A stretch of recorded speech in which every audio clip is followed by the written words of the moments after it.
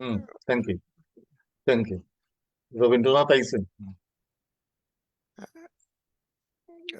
Thank you Mohsin ভাই, আজকের এই আলোচনায় যোগ দেওয়ার জন্য।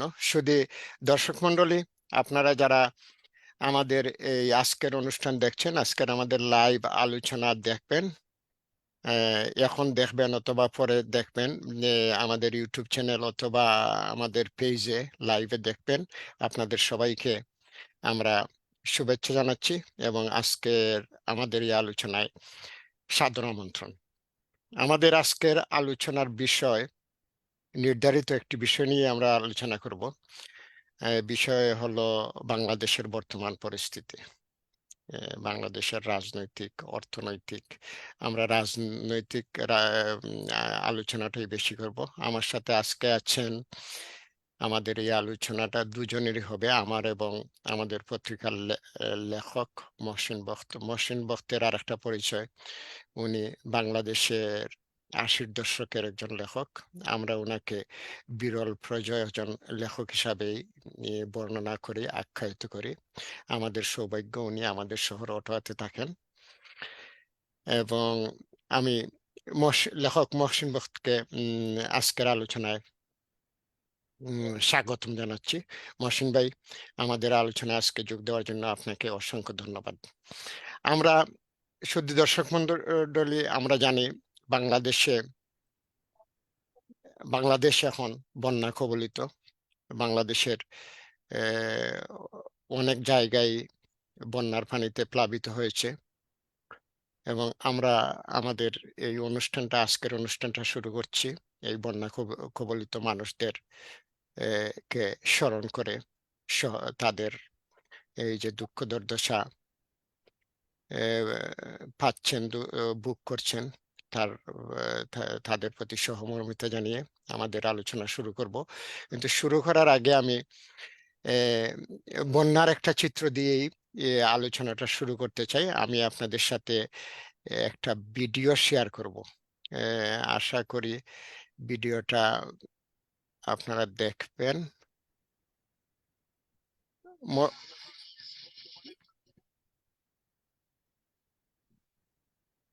মহসিন ভাই, দেখা যাচ্ছে না? না, আসছে নাই। ওকে, তাহলে 1 মিনিট খানান আপনাকে।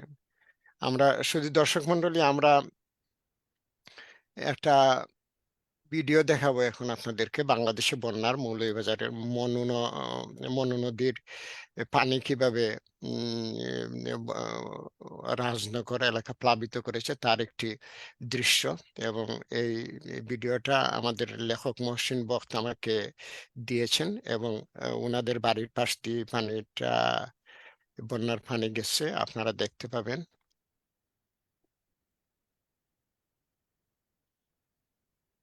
এখন দেখা যাচ্ছে না মহসিন ভাই? হ্যাঁ।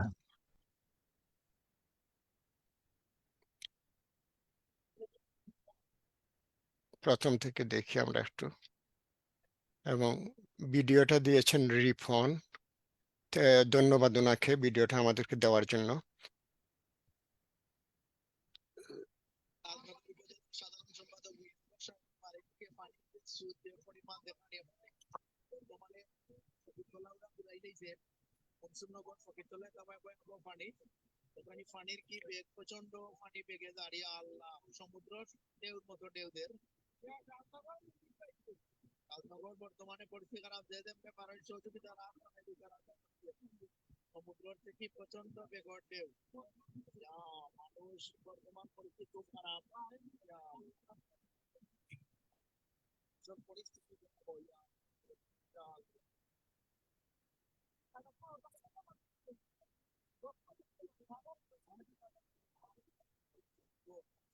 point. Yeah.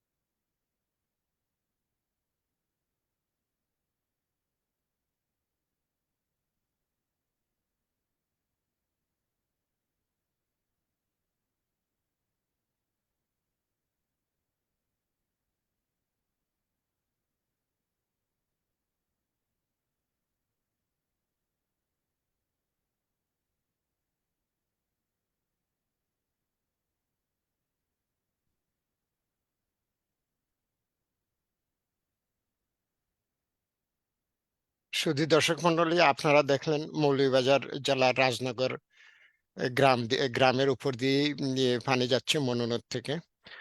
এবং আমি আপাতত এটা বন্ধ।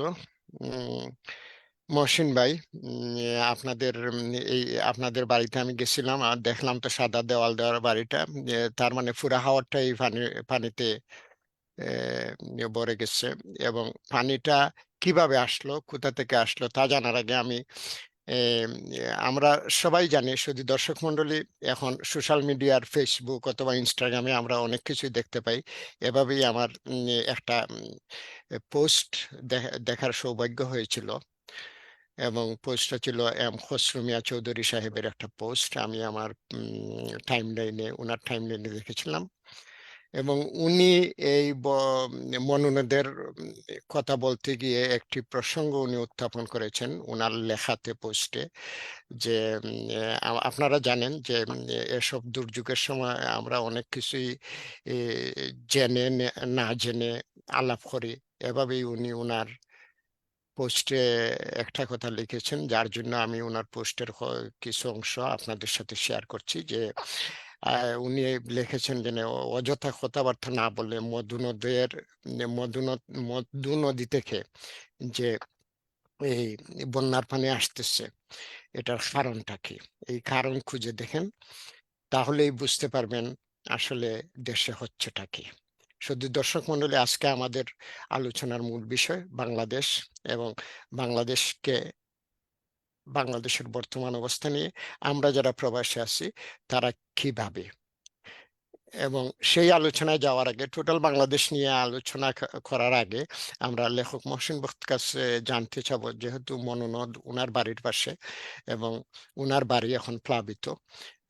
এবং খসরু ভাই যে কথাটা বলেছেন যে মধুনদের এটা খনন করার কাজের জন্য যেসব টাকা পয়সা এসেছিল, সেই টাকা পয়সাগুলা কি ঠিকভাবে ব্যবহার করা হয়েছে, যে কাজের জন্য দেওয়া হয়েছিল সেই কাজেই কি এই কোটি কোটি টাকা ব্যবহার হয়েছে, সেটাই আমরা জানতে চাবো। মহসিন ভাই, প্লিজ আমাদেরকে একটু বলবেন মনোনদের কাহিনী এবং বন্যাটা কেন হয়। হ্যাঁ, ধন্যবাদ কবির ভাই। আশ্রম আমার প্রিয় একটা মঞ্চ। আশ্রম প্ল্যাটফর্মে আমি বহুদিন বহুভাবে আশ্রম মঞ্চেও কথা বলেছি, লেখালেখি করেছি। এবং এই এটুয়ায় যখন আমাদের নিজের বাসায় দাঁড়াবার মতো কোনো মাটি ছিল না, সেই সময় থেকেই আশ্রম আমাদের সাথে আছে। এবং আজকে দেশের এই সংকটাপন্ন সময়ে এবং সম্প্রতি দেশের একটা লৌহ কঠিন রেজিমের বিদায়ে এবং তৎপরবর্তী সময়ে বন্যায় প্লাবিত প্রায় 1/4 সারা বাংলাদেশের যারা বন্যায় ক্ষতিগ্রস্ত হয়েছেন, নানাভাবে তাদের প্রতি আমাদের সমবেদনা আমরা জানাচ্ছি। আমরা প্রবাসী মানুষ, পরিযায়ী মানুষ। আমরা দেশ থেকে যোজন দূরে থাকলেও সবসময় দেশ আমাদের কাছে থাকে। আর বর্তমানে এই সোশিয়াল মিডিয়ার যুগে, আন্তর্জালের যুগে সারা পৃথিবী একটা গ্লোবাল ভিলেজ হয়ে গেছে। আমরা মুহূর্তে এক জায়গা থেকে আরেক জায়গাতে সংবাদ পৌঁছে দিতে পারি। এই জন্য বাংলাদেশকে আমরা পলে পলে, ক্ষণে ক্ষণে আমরা অনুধাবন করছি, আমরা দেখছি কি ঘটছে না ঘটছে সবকিছু। বর্তমান বন্যার প্রেক্ষিতে যে ভিডিওটা আপনি দেখালেন, এই পানিগুলো মৌলভীবাজারের দিয়ে বাহিত নদী, যেটা ত্রিপুরা আসাম অঞ্চল থেকে বাহিত হয়ে মৌলভীবাজারের উপর দিয়ে চলে গেছে। সেই নদী দীর্ঘদিন ধরে মানুষের অনেক দুঃখের কারণ হয়েছে। এবং আমি দিব্যি দিয়ে বলতে পারি, এই নদীতে সেই পাকিস্তান পূর্ব থেকে আজ পর্যন্ত বিভিন্ন সরকারের যে স্যাংশন এসেছে নদীকে শাসন করার জন্য, এই টাকাগুলো যদি সুষ্ঠুভাবে ব্যবহার হতো তাহলে চীনের গ্রেট প্রাচীরের মতো এই নদীর দুই পাশে প্রাচীর নির্মাণ করা যেত। গত আওয়ামী লীগ সরকারের আমলে আমি শুনেছি বহু টাকা এসেছে এই নদীকে শাসন করার জন্য, এবং এখন আমি শুনতে পাচ্ছি নানানজন নানাভাবে বলছে যে এটাকে কিছুই করা হয়নি। তবে মৌলভীবাজার শহর, যেটাকে বলা হয় বাংলাদেশের সবচেয়ে শ্যামল শহর, কোমল শহর এবং প্রায় সন্ত্রাস মুক্ত একটা শহর, এই শহরকে গত 10-15 বছরে অনেক উন্নতি করা হয়েছে, শহরের সৌন্দর্য বৃদ্ধি করা হয়েছে, পরিষ্কার পরিচ্ছন্নতা করা হয়েছে, এবং ইয়াং একজন মেয়র আছেন, বর্তমানে তিনি নাই যদিও। তার সদিচ্ছা, তার কর্ম উদ্যম আমাদেরকে অনুপ্রাণিত করেছে, আমরা প্রফুল্ল হয়েছি। সম্প্রতি বিদায়ী মেয়র ফজলুর রহমানের প্রতি আমার ভালোবাসা থাকলো, শ্রদ্ধা।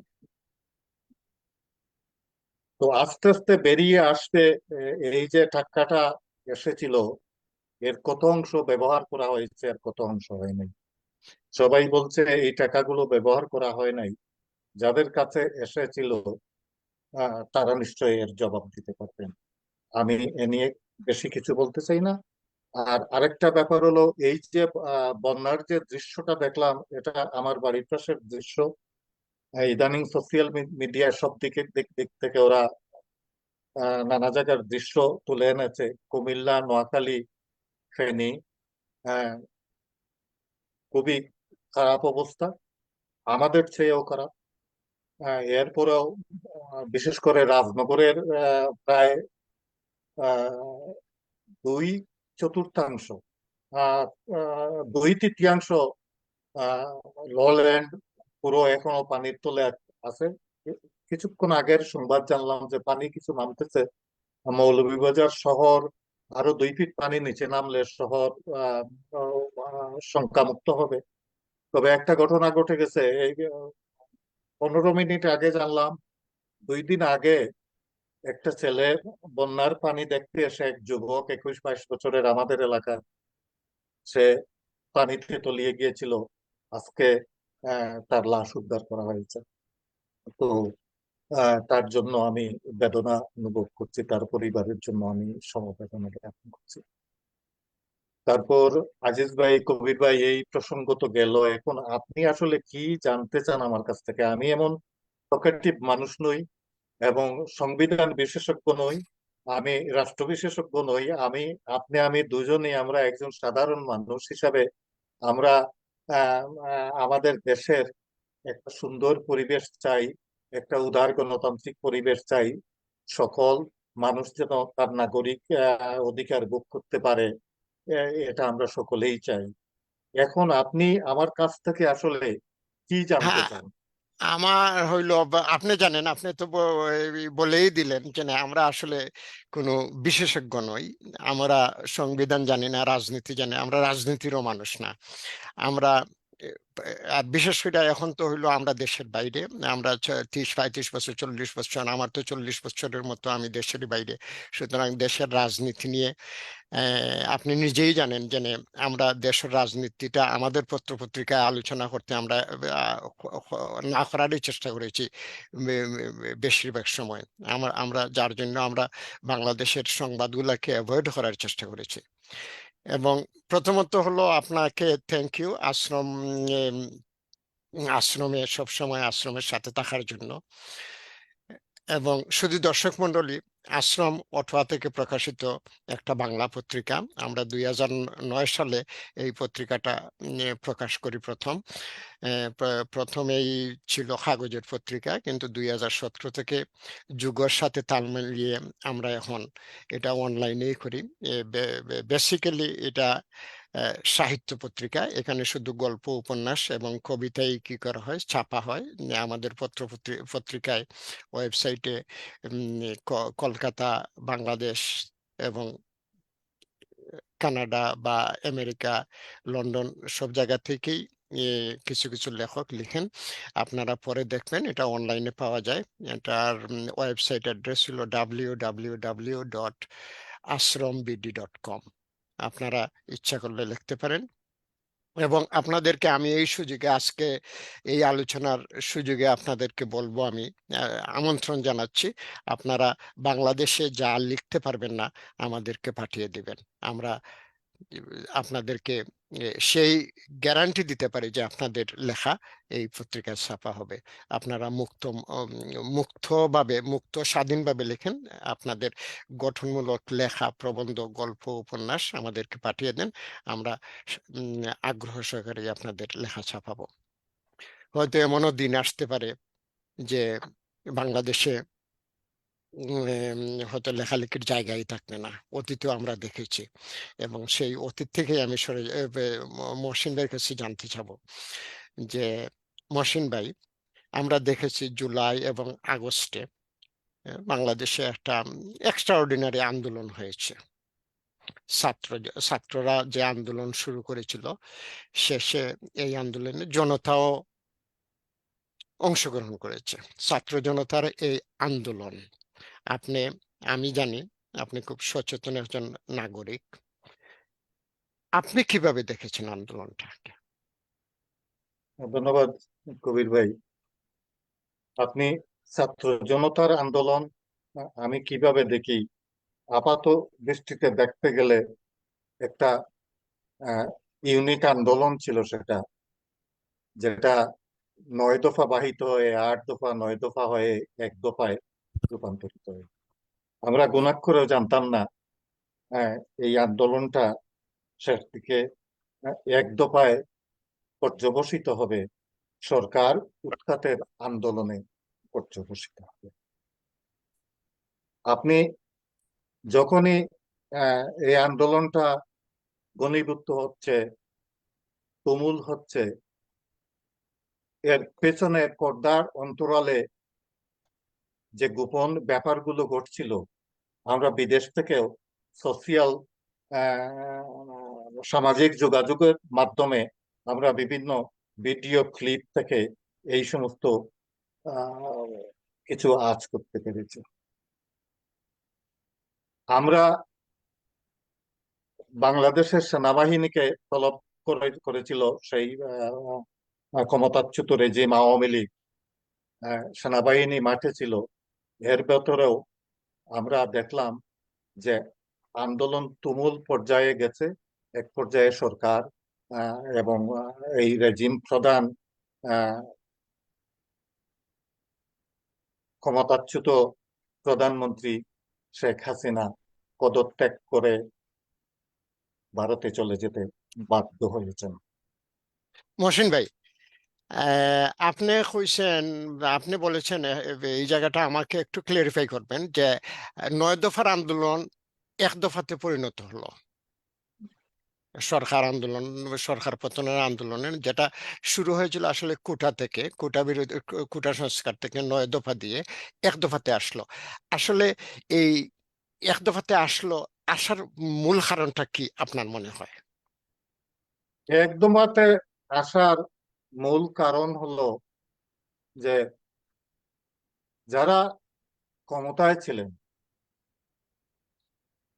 তাদের দম্ভটা এমন পর্যায়ে পৌঁছে গেছিল যে ওই আন্দোলনকে নিয়ে তারা রাজনীতির দাবা খেলার চেষ্টা করেছেন। তারা যেমন, হয়তো জানেন না এই আন্দোলনের পিছনে একটা অন্ধকার, তাদের জন্য একটা শক্তি কাজ করছে এবং দেশের জন্য একটা আহ অন্ধকার শক্তিও কাজ করছে। এই অন্ধকার শক্তি যে কাজ করেছে এবং এখনো করে যাচ্ছে, বর্তমানে যিনি আমাদের পররাষ্ট্র দপ্তরের দায়িত্বে আছেন, তার একটা বক্তব্য থেকে আমরা বুঝতে পারি। তিনি প্রকাশ্য দিবালোকে সাংবাদিকের সামনে বলেছেন যে দেখুন, আপনাদের বুঝতে হবে কিছুই এখন আমাদের হাতে নাই, ছাত্রদের হাতে নাই, এবং দেশের হাতে নেই। তখন আমরা ভীত হতে বাধ্য হই যে তাহলে কার হাতে আমাদের দেশ আছে? আপনি তো জানেন আমাদের অঞ্চলটা, এই যে ইন্দো প্যাসিফিক ভূ রাজনীতির জন্য, ইন্দো প্যাসিফিক অঞ্চলের জন্য আমাদের এই ভূখণ্ডটা একটা বিশেষ মর্যাদার আসনে আছে। এখানে প্রভাব বিস্তার করে রাখতে পারলে ইন্দো প্যাসিফিক অঞ্চলটাতে প্রভাব রাখা যায়, নিয়ন্ত্রণে রাখা যায়। এজন্য পৃথিবীর যে কয়টা পরাশক্তি আছে, সব সব কটা পরাশক্তির দৃষ্টি বাংলাদেশের উপর থাকে। আমরা এই আন্দোলনে আহ, সরাসরি বলে ফেলি, কারণ পেন্টাগন থেকে আহ, যখন যখনই বলা হয় কিছু কোনো দেশের বিষয়ে, তখন এটা আহ, ভীতিকর অবস্থার সৃষ্টি করে। আমেরিকার পেন্টাগন এখন মুখ খুলেছে। ওরা যেসব বিষয় এবং যে দেশ নিয়ে মুখ খুলে, কিছুদিন পরেই দেখা যায় তাদের শূন্য সেখানে চলে যায়। আমরা আরব বসন্তের পরবর্তী পর্যায়ে আমরা বেশ কয়েকটি মধ্যপ্রাচ্যের বেশ কয়েকটি উন্নত দেশ এবং আহ, গাদ্দাফিরও, লিবিয়ার গাদ্দাফিরও পতন দেখেছি। গাদ্দাফিও এক নায়ক ছিলেন, এক নায়কেরও রকম ফের আছে। তো এটা একটা ভীতিকর পর্যায়ে এখন পৌঁছে গেছে। আমি আমাদের দেশের এই যে রাজনীতিতে এবং আমাদের দেশের উপর এ, নতুন এক জড়ো হওয়ার আহ, সন্ধান আমি দেখতে পাচ্ছি, এবং আমি খুবই ভীত এবং শঙ্কিত। মহসিন ভাই, আপনার কথাটা আসলে ভীতিকর, যে আপনি ফিঙ্গারিং সামওয়ান দ্যাট তারা হয়তো এক্সকিউজ মি, এই যে ভূ রাজনৈতিক, অথবা মনে করেন আপনার যে আমাদের পার্শ্ববর্তী যেসব দেশগুলো আছে সেসব দেশগুলোতে তাদের রাজনৈতিক প্রভাব প্রতিপত্তি বৃদ্ধি করার জন্য, অথবা তাদেরকে উম, এ, এ, তাদের, যেমন মনে করেন আমাদের এখানে আশেপাশে যারা ভারত আছে, চায়না আছে, বা মনে করেন বাংলাদেশের বন্ধু বন্ধু মনোভাবাপন্ন রাশিয়া, এসব জায়গাতে যদি পেন্টাগন, যদি আপনি বলতে চাচ্ছেন যে আমেরিকা এখানে আহ, বাংলাদেশে বিশেষভাবে বিশেষ কারণে তারা বাংলাদেশকে, বাংলাদেশের রাজনীতিকে, বাংলাদেশের সরকারকে প্রভাবিত করতে চাচ্ছে, তা যদি হয় তাহলে আপনি বলতেছেন যে এই যে জুলাই অথবা আগস্টে, জুলাই এবং আগস্টে যে আন্দোলনটা হয়েছে, এটা আসলে আমরা শুধুমাত্র কিরানক ছিলাম? হ্যাঁ, আন্দোলন এটা একটা কুটা বিরোধী অহিংস আন্দোলন ছিল, এবং এই আন্দোলন শেষ পর্যন্ত সরকার বিরোধী আন্দোলনে আহ, এবং সরকার পতনের আন্দোলনে রূপ লাভ করবে। এই বিষয়টা দেশের মানুষ তো দূরের কথা, খুদ যে রেজিম ক্ষমতায় ছিল আহ, দাপটের সহিত, তারাও এটা বিশ্বাস করতে পারে নাই। পরবর্তী পর্যায়ে যখন তারা বুঝতে পেরেছে, তখন আর তাদের কিছু করার ছিল না, তাদের নিয়ন্ত্রণ করারও ছিল না। শুধু শুধু সরকার পতন করেই এই আন্দোলনের পরিসমাপ্তি হয় না। আপনি দেখবেন যে আহ, সরকার পতন করতে গিয়ে প্রায় 500 লোক যদি মারা যায়, তো সরকার পতনের পরে আজ পর্যন্ত আরো 500-এর অধিক লোকও মারা গেছে, পুলিশ মারা গেছে। আহ, এবং আমাদের জেলগুলোতে, যে সমস্ত জেলগুলোতে জ্যাম্বির সন্ত্রাসীরা ছিল, সেই সমস্ত জেলগুলা ভাঙা হয়েছে, ওরা আহ, এই সন্ত্রাসীরা বেরিয়ে গেছে। একাধিক জেল। আরেকটা ব্যাপার হলো পুলিশ স্টেশন লুট হয়েছে, পুলিশদেরকে মেরে জ্বালিয়ে পুড়িয়ে দেওয়া হয়েছে, এবং অস্ত্র লুট হয়েছে। এবং ওই জেলে যে সমস্ত অস্ত্রাগার ছিল, জেলের নিরাপত্তার জন্য, সেগুলাও লুট হয়েছে। কয়েকটা ফেরত এসে আসতে আমরা দেখেছি। এবং আরেকটা ভীতিকর ব্যাপার, যেটা আহ, এই সরকারের অন্তর্বর্তীকালীন ইন্টারিম সরকারের স্বরাষ্ট্র দপ্তরে যিনি ছিলেন, সাখাওয়াত হোসেন, উনি বলছিলেন যে আমি আশ্চর্য হচ্ছি যে যেই সমস্ত শহীদের শরীরে হসপিটাল থেকে আমি যে সমস্ত গুলিগুলো দেখলাম, সেটা কি বলে, কি যেন একটা রাইফেল, রাইফেলের গুলি। এটা আমাদের পুলিশ এবং আমাদের কোনো বাহিনী ইউজ করে না। এই গুলিগুলা কোথা থেকে আসলো, এটা একটা চিন্তার বিষয়। এবং উনার কথাগুলো নিয়ে পরবর্তী পর্যায়ে উনার বিরুদ্ধে দেখলাম ঢাকায় মিছিল শুরু হয়ে গেছে, তো দুই একদিনের মাথায় উনাকে বদলি করে পাট মন্ত্রণালয়ে দেওয়া হয়েছে। এই বিষয়গুলো এবং কিছু কিছু আমরা দেশের বাইরে থাকলেও আমরা কিছু কিছু ভিডিও ক্লিপ অনেকেই এটা ডাউনলোড করে রেখেছেন। আমরা দেখেছি কিছু লোক এই স্নাইপার রাইফেল নিয়ে মিছিলে নয়, ঢাকার গলিপথে ওরা দৌড়াচ্ছে, এবং মাঝে মধ্যে ওরা ওইটা ওইটা দিয়ে শুট করতেছে। এরা কারা ছিল, এবং এই স্নাইপার রাইফেল গুলো কোথার থেকে আসলো, এই সমস্ত তথ্য আমরা জানি না। আরেকটা গুরুত্বপূর্ণ বিষয় হলো, ঢাকার রাজপথে ছাত্ররা যখন বিশেষ করে ছাত্ররা যখন ট্রাফিক কন্ট্রোলের দায়িত্বে থাকে, তারা একটা কালো জিপ গাড়ি ধরে, এবং সেখানে কয়েকটা স্নাইপার রাইফেল পাওয়া যায়। আমাদের এখন আর জানার উপায় নাই এই জিপ গাড়িতে, এবং পরবর্তী পর্যায়ে পুলিশ এবং মিলিটারিরা এসে ওইটা নিজেদের হাতে নিয়ে নেয়। আমরা এখন আর জানার উপায় নাই এই রাইফেল গুলো কোথায় যাচ্ছিল, কে নিয়ে যাচ্ছিল, এর ড্রাইভার কে, এই গাড়ির মালিক কে। এই বিষয়গুলো আমরা জানতে পারতেছি না। এখানে একটা তথ্য দেওয়াতে দেশের নাগরিক হিসেবে এটা আমাদের জানার অধিকার আছে, এই কোন শক্তি এখানে আহ, এইসব হত্যাকাণ্ড চালিয়েছে। একা তো এই রেজিমকে আমরা দোষ দিচ্ছি, এরা পুলিশ গুলি করেছে, পুলিশ অধিকাংশ জায়গায় এই পুলিশ গুলি করেছে বটে, আমরা দেখেছি পুলিশের গুলিতেও প্রচুর লোকজন মারা গেছে। কিন্তু এর বাইরেও আহ অনেক জায়গার থেকে নানাভাবে গুলি করে লোকজনকে হত্যা করা হয়েছে। আমরা এই এই আলামত গুলো দেখছি, কিন্তু আমরা আমরা কোনোদিন হয়তো এর সঠিক তথ্যগুলো আমরা পাবো না, এবং এই নিয়ে কোনো ইনভেস্টিগেশন হবে কিনা এই নিয়েও আমার খুব খুব সন্দেহ আছে। অতএব আমাদের এই এই আন্দোলন শুধু ছাত্র জনতার আন্দোলন ছিল না, এর পেছনে একটা কালো শক্তি কাজ করেছিল বলেই আমার বিশ্বাস।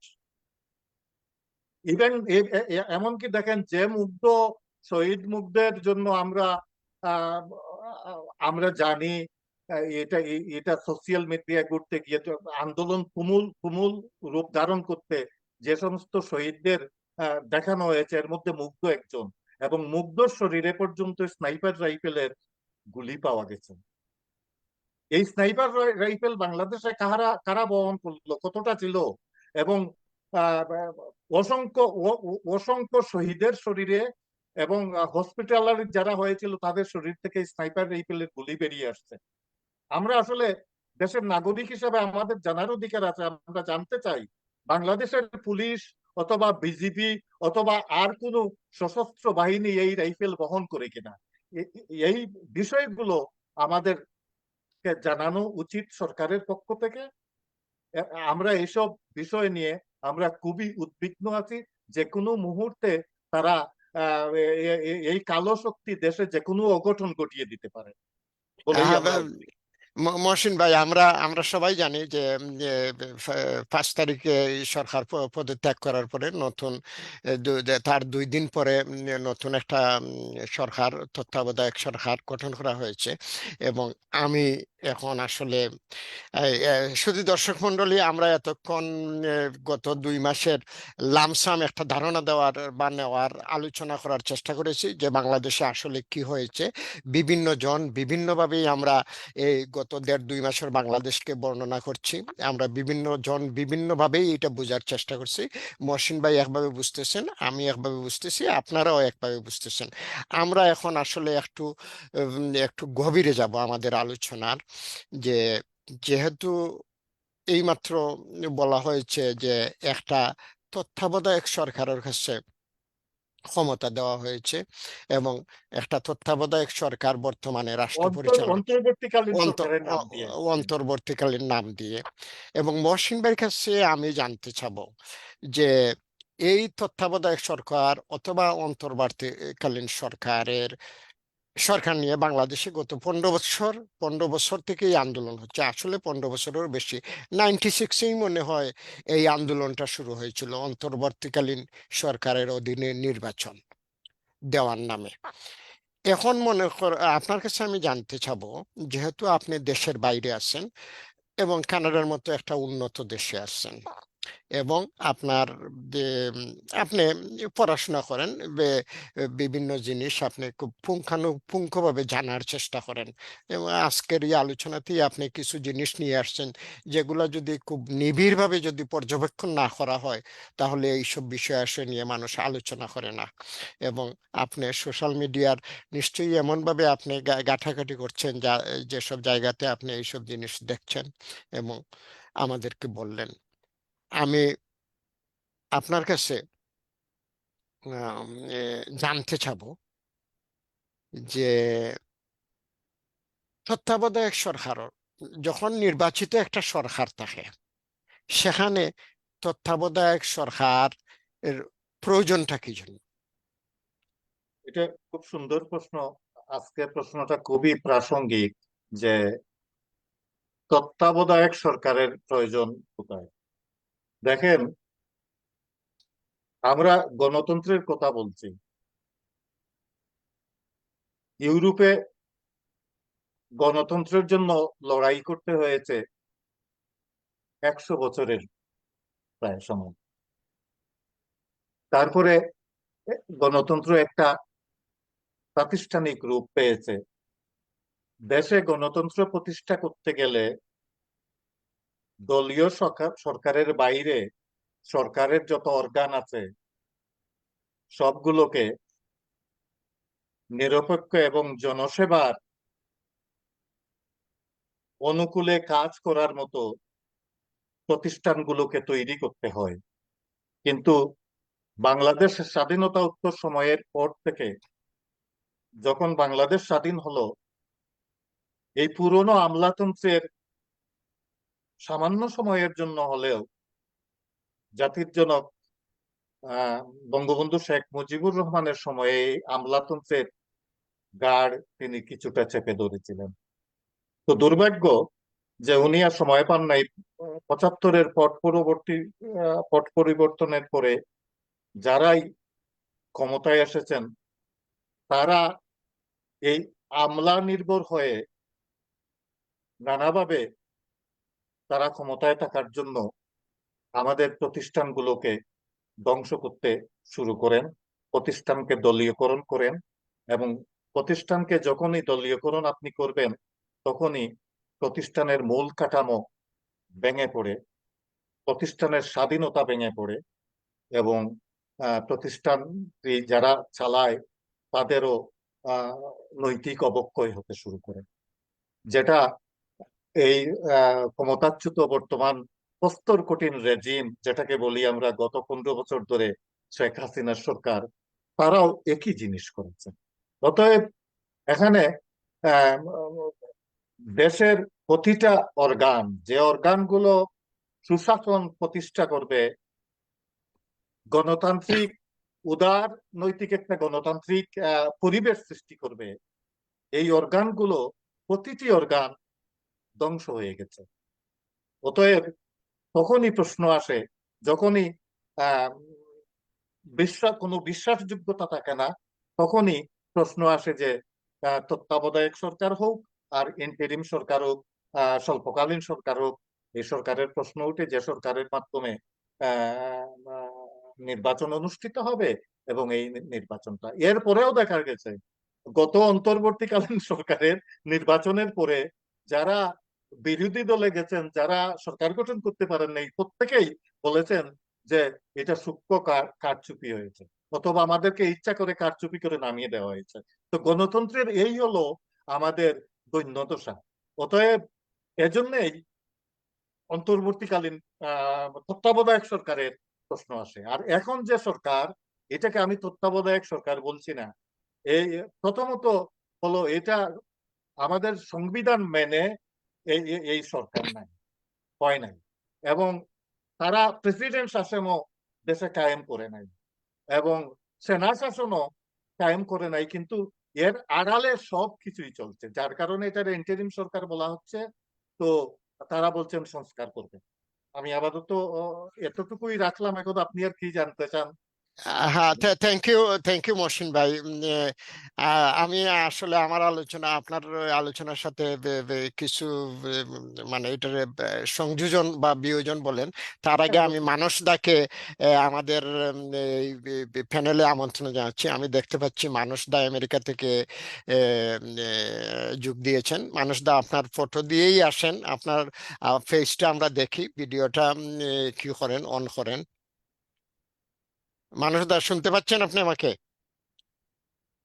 মানুষটাকে আমিও কামনা করছি আপনি শ্বশুরিরে আবির্ভূত হন। আপনি আমাদের প্রিয়, খুব খুব প্রিয় মানুষ, এবং আপনি একজন খুব ভালো মনের মানুষ, একজন খুব বড় একজন ডাক্তার, বাঙালি ডাক্তার আমেরিকায়।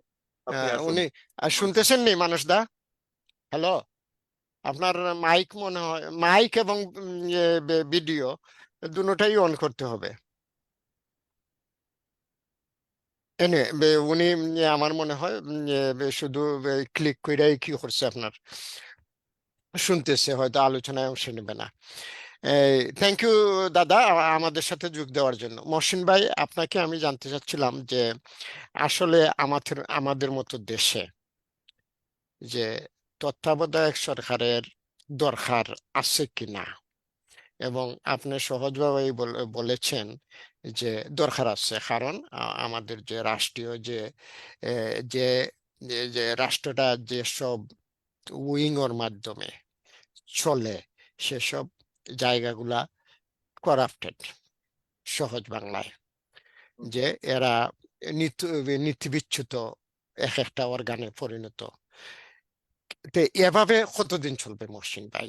আমরা যদি ইলেকশনের আগে আসি, 5 বছর পর একটা ইলেকশনের জন্য 3 মাসের বা 6 মাসের জন্য একটা, আসলে সাংবিধানিক ভাবে 90 দিন, তার মানে 3 মাসের জন্য একটা গভর্নমেন্ট তত্ত্বাবধায়ক বলেন আর অন্তর্বর্তীকালী বলেন যে দিলেন করে ইলেকশন করার জন্য। কিন্তু ইলেকশনে তো আবার সেই মানুষগুলাই আসতেছে যারা এটা ধ্বংস করছে। তাহলে এখানে গণতন্ত্র কতটুকু ফলপ্রসূ হবে বা শক্তিশালী হবে? এই দৃষ্টিকোণ থেকে, দৃষ্টিভঙ্গি থেকে, কি আপনার মনে হয় না যে তত্ত্বাবধায়ক সরকার না করে আমরা যদি বলি যে নির্বাচন কমিশনকে শক্তিশালী করতে হবে, জবাবদিহিমূলক করতে হবে, পুলিশ বিভাগকে জবাবদিহিমূলক করতে হবে, যতটা একটা রাষ্ট্র পরিচালনার জন্য যতটা বিভাগের দরকার আছে, মন্ত্রণালয় দরকার পড়ে, সবগুলাকে নিজস্ব তার ইচ্ছা অনুযায়ী কাজ করার সেই সুযোগ দিতে হবে। জবাবদিহিতা, অবশ্যই জবাবদিহিতা এখানে কি করতে হবে, আপনার কনফার্ম করতে হবে, যা মানুষ যাহাতে জবাবদিহি করে। যেমন আমরা দেখি কানাডাতে, দেখেন আপনি যে কানাডা কিন্তু প্রধানমন্ত্রী শাসিত একটা প্রধানমন্ত্রীর মাধ্যমেই কিন্তু এখানে দেখেন দুই ধরনের পার্লামেন্ট পার্লামেন্ট, আছে, সিনেট আছে, হ্যাঁ। দুই ধরনের পার্লামেন্ট আছে। একটা আছে জনসাধারণ দ্বারা নির্বাচিত, আর একটা আছে ওইসব মেম্বার দ্বারা নির্বাচিত, জনপ্রতিনিধি দ্বারা নির্বাচিত। আর জনপ্রতিনিধি হইল জনসাধারণ দ্বারা নির্বাচিত, এবং জনপ্রতিনিধিদের কাছে এই ক্ষমতাটা বেশি।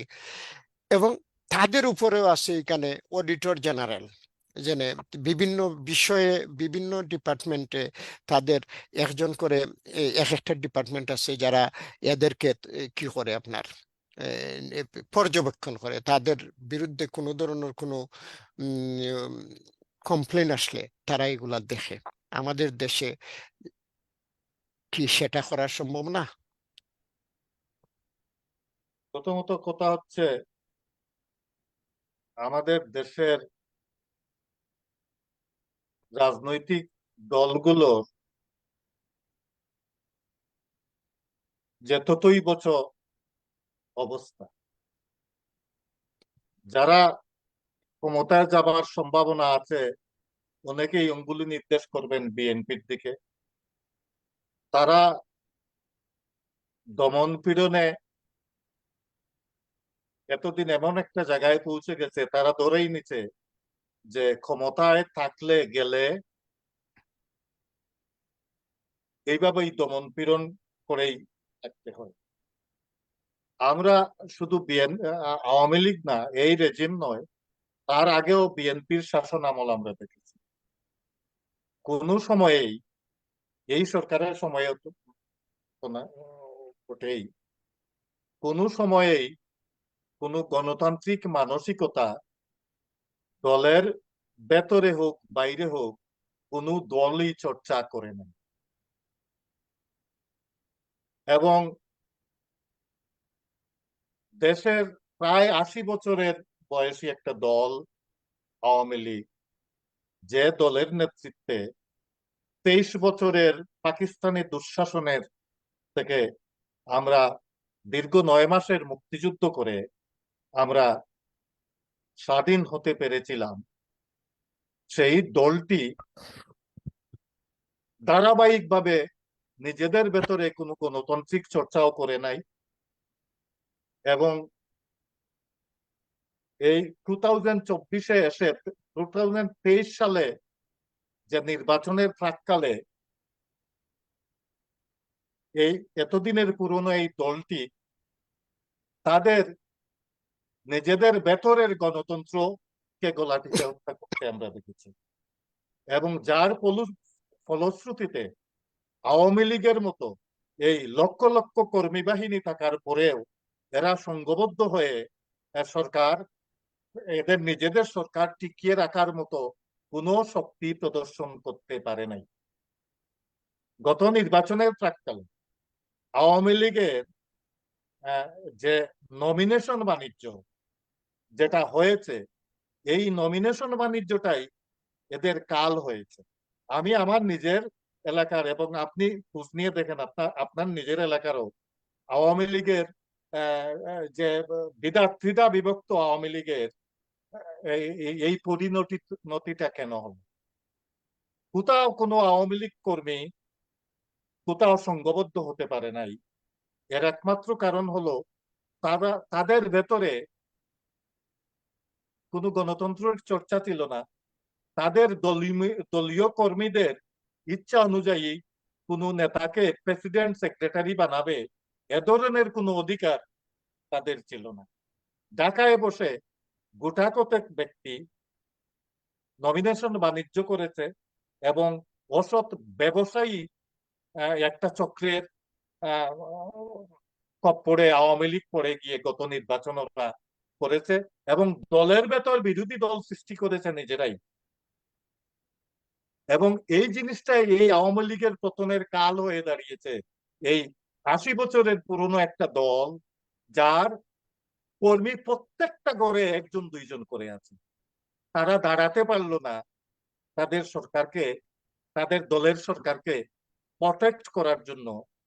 এটা আহ, তাদের এই পরিণতিটাই অনিবার্য ছিল। এবং আমরা এই এই রেজিম চেঞ্জের পরবর্তী পর্যায়ে দেখলাম বিএনপি একই অবস্থা সৃষ্টি করেছে। দিনাজপুরে এদের দুই গ্রুপের মধ্যে আহ, যে তুমুল যুদ্ধ হয়েছে, ইউটিউবে দেখলাম, বিভিন্ন জন দিয়েছেন।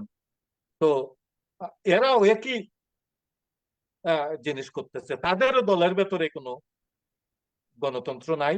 আমি শুনেছি তাদেরও নেতাদের কেউ কেউ লন্ডনে বসে ওই নমিনেশন বাণিজ্য তারাও করেন, দলের নেতা নির্বাচন বিকিকিনি করে। তা এই যদি দলগুলোর অবস্থা হয়, তাহলে তো আপনার দেশের গণতন্ত্রের এই অবস্থাই হবে। এবং এইটা নিয়ে দেশের গণতান্ত্রিক শক্তি, সেকুলার শক্তিগুলো বকেল হওয়া উচিত, প্রত্যেক যে যেখানে আছে। আমি এই জায়গাতে আপনার কাছে আমার আরো একটু জানার কথা। তাহলে আমরা যেটা দেখতেছি এখন, বা আন্দোলন মনে করেন আপনার, আমরা মানি আর না মানি, এটাকে আমরা বিপ্লব বলি আর না বলি, আমরা পতন বলি আর পদত্যাগ বলি, অথবা বিপ্লব বলি, যাই বলি না কেন, আমরা জানি এবং আমরা দেখেছি, এখন পৃথিবী সাক্ষী যে বাংলাদেশে একটা পরিবর্তন হয়েছে। এবং আপনার কথাতেই বোঝা যাচ্ছে যে এটার জন্য দায়ী গত সরকার। এই অবস্থার জন্য গত সরকারই দায়ী। সে নিজেই গত 15 বছরের শাসন আমলে সে এই এই যে প্লট, যেটা যে এইটা গঠার যে বিষয়বস্তু, ওরাই তৈরি করেছে, ওরাই বিরোধী দলের কাছে দিচ্ছে এবং তারাই এটার সদ্ব্যবহার করেছে। এখন আবার ঘুরে ফিরে আমি চলে যাচ্ছি যে আমি আসলে যেমন অনেক সময় গত 15 বছরের আলোচনায় অনেকেই অনেকভাবে কইছেন যে তত্ত্বাবধায়ক সরকার দরকার। আমি কিন্তু কখনো তত্ত্বাবধায়ক সরকারের পক্ষে না। কারণ আমি মনে করি, যদি আপনি তত্ত্বাবধায়ক সরকার দিয়ে ইলেকশন করেন, ইলেকশনের সময় আসলে তাহলে যেটা আছে সেটাই থাকবে। এটা যদি দলীয় নির্বাচনের আন্ডারে হয় এবং সবাই যদি অংশগ্রহণ করে, এবার যেভাবে দেখেন প্রতি পদে পদে ছাত্ররা যেভাবে অন্যায় অবিচারের বিরুদ্ধে রুখে দাঁড়াইছে, এভাবে নির্বাচনের সময় যদি বিএনপি বা অন্যান্য দলগুলা, বাম দলগুলা তাদের ক্যান্ডিডেটের পক্ষে দাঁড়াতো, তাহলে নিশ্চয়ই আওয়ামী লীগ কারচুপি করতে পারতো না, সব জায়গাতে করতে পারতো না, অ্যাটলিস্ট কিছুটা করতে পারতো। তো সুতরাং আমার মনে হয় গণতন্ত্র চর্চা করতে হইলে এটা প্র্যাকটিস করতেই হবে, চর্চা করতেই হবে। এবং এটার আপনার যেসব জিনিস, যেসব ইনস্টিটিউশনগুলো আছে, এগুলোর শক্তিশালী করতে হবে। আন্দোলনটা হওয়া উচিত ইনস্টিটিউশন কিভাবে শক্ত করা যায় তার জন্য, যে এটা নির্বাচন কমিশন হোক, ও আপনার এ, তার হেলথ হোক, ইকোনমিক্স, প্রত্যেকটা সেক্টরেই তার কি করতে হবে, এ, বলিষ্ঠ ভূমিকা রাখতে হবে। আমলাদেরকে তাদের মতো দেশ চালাতে দেওয়া উচিত না, এখানে প্রতিবাদ করা উচিত। এখন যদি এই হয়, তাহলে এই যে সংস্কার, নতুন যে সরকার আসছে, যা মনে করেন 1 দফার 9 দফার 1 দফা, যে বৈষম্যহীন সমাজ ব্যবস্থা অথবা রাষ্ট্রের সংস্কারের জন্যই এই পরিবর্তন হয়েছে। এই সংস্কার বলতে তারা তো বলতেছে কিভাবে কি করবে, এই সংস্কার বলতে আপনি কি মনে করেন? খুব ভালো কথা, খুব ভালো প্রশ্ন কবির ভাই। একটা শব্দ ঘুরে ফিরে আসছে এই আন্দোলনের সাথে সম্পৃক্ত, যেটা বৈষম্য বিরোধী আন্দোলন। এখন দেশে এত পুলিশ মারা গেল, নৈতিকভাবে আজকে দেশের পুলিশ প্রশাসন আহ বিধ্বস্ত হয়ে পড়েছে। দেখেন, এই পুলিশ প্রশাসনের ঊর্ধ্বতন অনেক কর্মকর্তা লক্ষ লক্ষ টাকা, কোটি কোটি টাকা আহ, সম্পদ করায়ত্ত করেছেন, বিদেশে পাচার করেছেন। কিন্তু আমি শুনেছি, একবার পত্রিকায় দেখলাম যে ঢাকার পুলিশ কনস্টেবলরা, ওরা হসপিটালের যত হাসপাতাল আছে, হাসপাতালের উচ্ছিষ্ট খাবারগুলো কিনে খেতে হয়।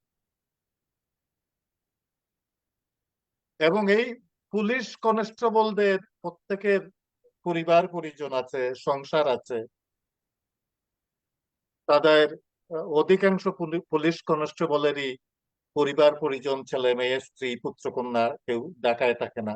যেখানে তারা বদলি হয়ে সেখানেও রাখতে পারে না তারা। আহ, তো এই এবং তাদেরকে কত টাকা বেতন দেয়? এই বৈষম্য, এই বৈষম্যটা সর্বস্তরের সব জায়গায় আছে। আমাদের শিক্ষকরা কোচিং স্কুল খুলতে হয় নিজেদের জন্য, নিজেদের পরিবার পরিজন দিয়ে বেঁচে থাকার জন্য। আমাদের স্বাধীনতার 50 বছর পরে আমাদের শিক্ষা ব্যবস্থা এবং দেশের মানুষের প্রতিটা নাগরিকের এই অধিকার ছিল তার বাচ্চাটাকে আন্তর্জাতিক স্ট্যান্ডার্ডে পড়াশোনা করানোর সুযোগ পাওয়া। এই সুযোগটাও আমাদের দেশে নাই। আমরা কোথায় কোথায় বলি, আমি যদি এখন বলি যে এত মাদ্রাসা কেন, কেউ কেউ বলবে যে এত মনে হয় আহ নাস্তিক কিংবা এই ধরনের কিছু। হ্যাঁ, তো এই যে গরিবের সন্তান বলে একটা বাচ্চা মাদ্রাসায় পড়তে হবে, এই এই যে লক্ষ লক্ষ মাদ্রাসার ছেলেরা, এদের মধ্যে থেকে হয়তো এরা আধুনিক শিক্ষার এবং আহ, পৃথিবীর যে শিক্ষা ব্যবস্থা যে জায়গায় গেছে এই স্ট্যান্ডার্ডে যদি ওরা পড়াশোনা করার সুযোগ পাইতো, এদের মধ্য থেকে একজন আইনস্টাইন বেরিয়ে আসা বিচিত্র কিছু নয়। এদের মধ্য থেকে একজন বঙ্গবন্ধু বেরিয়ে আসা বিচিত্র কিছু নয়। আমি উদাহরণ দিই, এদের মধ্য থেকে আজকের আমরা ডক্টর ইউনূসের মতো একজন একাধিক আহ, নোবেল লরিয়েট বেরিয়ে আসা বিচিত্র কিছু নয়। কিন্তু আমরা বলি যে তাদেরকে, এই গরিবের বাচ্চারা, এই মাদ্রাসা শিক্ষা গরিবের বাচ্চাদেরকে একটা শিক্ষার মাধ্যম, তাদেরকে কি শেখানো হয়, তাদের কারিকুলামটা কি, সরকার কি মনিটর করতে পারে? কোনোদিন করতে পারে নাই। ওই আলিয়া মাদ্রাসার আহ, তাদের তাদের যে দেয়াল আছে, এই দেয়ালের ভেতরে কোন সরকারি, সবসময় সরকারগুলো চেষ্টা করেছে এদেরকে বসে রাখার জন্য, কিন্তু তাদের এই লৌহ কঠিন দেয়ালের ভেতরে কেউ ঢুকতে পারে নাই।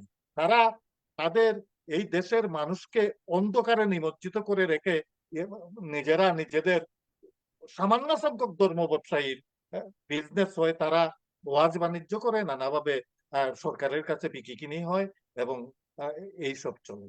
তো উচিত ছিল দেশের শিক্ষা ব্যবস্থাকে এমন একটা জায়গায় নিয়ে আসা যে প্রত্যেকটা বাচ্চা, যে যে রাজপ্রাসাদে জন্মানুক আর কুড়ে করে জন্মানুক, সূর্যালোক যেমন নেওয়ার অধিকার তার আছে, প্রত্যেক বাচ্চার সমান। রাজপ্রাসাদের বাচ্চা আর কুড়ে কুড়ের বাচ্চা অক্সিজেন নেওয়ার অধিকার যেমন, সেরকম তার বেঁচে থাকার, তার চিকিৎসার, তার শিক্ষার অধিকার এই 50 বছর পরেও প্রত্যেকের থাকার কথা ছিল। কিন্তু দুর্ভাগ্য, আমাদের রাজনীতির এই যে নষ্ট রাজনীতি আমাদের দেশটাকে এই পর্যায়ে নিয়ে যেতে পারে নাই। আজকে এই মাদ্রাসা শিক্ষার বিষয়টাও নিয়ে রাজনীতি করা হয়, নোংরা রাজনীতি। একটা শ্রেণী এদেরকে টিকিয়ে রাখতে চায়। আপনি যদি মাদ্রাসা শিক্ষার বলেন যে এত সব মাদ্রাসা কেন, কেন আপনি একটা বোর্ডের আন্ডারে, একই কারিকুলামের আন্ডারে নিয়ে আসা হয় না কেন, ইন্টারন্যাশনাল স্ট্যান্ডার্ডে সবাইকে নিয়ে আসা হয় না?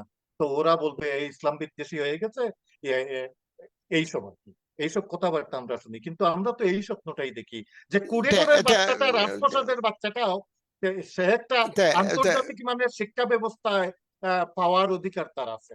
তা- তে- তা- তার এখন আপনার দ্বিতীয় প্রশ্নে আসেন আপনি। আমি যে না এতক্ষণ না যা না না বললাম, না না মহসিন ভাই, 1 মিনিট খারাপ। তার মানে আপনি বলতে চাচ্ছেন যে এই তো, এই যে অন্তর্বর্তীকালীন বলেন বা যারা উপদেষ্টা, যে যে 17 জন বা 29 জন যারা দায়িত্ব বর্তমানে বাংলাদেশ চালাচ্ছেন, সেই উপদেষ্টা পরিষদের কাছে আপনি চাচ্ছেন যে শিক্ষা ব্যবস্থায় একটা আমূল পরিবর্তন হোক।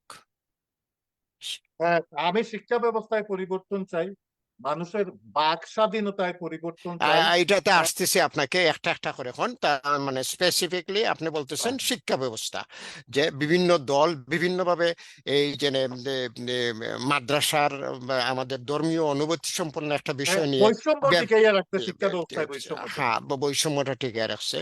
এখন মনে করেন আপনাকে আমি জানতে চাচ্ছি যে আসলেই আমরা, আমাদের এই আলোচনাটাই হলো, যেহেতু আমরা দেশের বাইরে থেকে করতেছি এবং আমরা উন্নত উন্নত একটা দেশে বাস করি, যে G8 বলে যে একটা কথা আছে, পৃথিবীর 8টা দেশের একটা দেশের নাগরিক আমরা। সুতরাং আমরা যেভাবে দেখতেছি অনেক কিছু, বাংলাদেশকেও এখান থেকে যেভাবে দেখতেছি, এদেশকেও দেখতেছি, এবং আমরা মনে করতেছি বাংলাদেশে একটা পরিবর্তন দরকার, আমূল পরিবর্তন দরকার। রাজনীতি হোক, সমাজনীতি হোক, অর্থনীতি হোক, সবকিছুতেই আমূল পরিবর্তন দরকার। এবং এই আমূল পরিবর্তনের দরকার, পরিবর্তন করতে যে ফোর্সটার দরকার, যে যে মানুষের যে জ্ঞানের দরকার, যে নলেজের দরকার, সেটা শিক্ষা দ্বারা সম্ভব না। শিক্ষার মাধ্যমেই মানুষ জ্ঞানী হবে, দেশ চালাবে, আমাদেরকে চালাবে। সেই হিসাবে আপনি বলেছেন যে শিক্ষা ব্যবস্থায় যে শিক্ষা সিস্টেম আছে, এই যে 2 টায়ার বলেন আর 3 টায়ার বলেন, বাংলাদেশে 3টা 4টা সিস্টেমে লেখাপড়া হচ্ছে। মাদ্রাসা হচ্ছে, স্কুল হচ্ছে, পাবলিক স্কুল হচ্ছে, প্রাইভেট স্কুল হচ্ছে। কোনো হ্যাঁ, স্কুলে আরবি শিখাইতেছে, কোনো স্কুলে বাংলা শিখাইতেছে, কোনো শুধু ইংরেজি। শুধু ইংরেজি শিখাচ্ছে। সুতরাং এই জায়গাটা থেকে আমূল পরিবর্তন হোক, এবং আমার বিশ্বাস ডক্টর ইউনূস যেহেতু বিদেশে সমাদৃত একজন মানুষ, এবং উনার যে নিজেই লেখাপড়া করেছেন আমেরিকাতে থেকে, এবং এ, বর্তমান আধুনিক শিক্ষার সাথে উনি পরিচিত। উনার 119টা ইউনিভার্সিটিতে উনার নামে কি আছে, পৃথিবীর বিভিন্ন ইউনিভার্সিটির, পৃথিবী 119টা যে ইউনিভার্সিটি গুলাতে উনার নামে কর্নার আছে, ইউনুস কর্নার, হ্যাঁ, যেখানে জানি। চেয়ার চেয়ার আছে ইউনুস যেটা একটা ডক্টর ইউনুসকে নিয়ে এখানে কি হয় আপনার, তার বইপত্র, তার গবেষণা, এসব নিয়েই মানুষ পরিচিত হয় দেখে শুনে। সুতরাং উনি যেহেতু এ ব্যাপারটা দেখবেন। এখন হলো, আমি আসলে জানতে চাচ্ছি, এই যে গভর্নমেন্ট, এটা যেভাবেই হোক, এরা সেনা সমর্থিত হোক, পাবলিক সমর্থিত হোক, আমেরিকা সমর্থিত হোক, এরা কিন্তু দেশ এখন চালাচ্ছেন, এবং তারা বলতেছেন সংস্কার করবেন। রাজনৈতিক কি সংস্কারটা আপনি মনে করেন খুবই দরকার এই মুহূর্তে বাংলাদেশে? তারা সংস্কার করবেন, সংস্কারের নাম করে তারা ক্ষমতা শুধু না, দায়িত্ব গ্রহণ করেছেন। ডক্টর ইউনূস উচ্চশিক্ষিত মানুষ, অপটিমিস্টিক, আশাবাদী মানুষ। তিনি এক সময় বলে বেড়াতেন, এমন একটা দিন আসবে বাংলাদেশে দারিদ্র দেখতে হবে জাদুঘরে গিয়ে। সেসব তো অনেক কথা। ক্ষমতাচ্যুত রেজিমের প্রধান যিনি, শেখ হাসিনা, সাথে তার একটা তেলে বেগুনে একটা সম্পর্ক সৃষ্টি হয়ে যায় একটা পর্যায়ে এসে। তিনি অধিকাংশ সময় দেশে থাকা বন্ধ করে দেন। তার প্রতিষ্ঠিত গ্রামীণ ব্যাংক নিয়ে অনেক কাহন হয়, তার উপর মামলা মোকদ্দমা হয়, এবং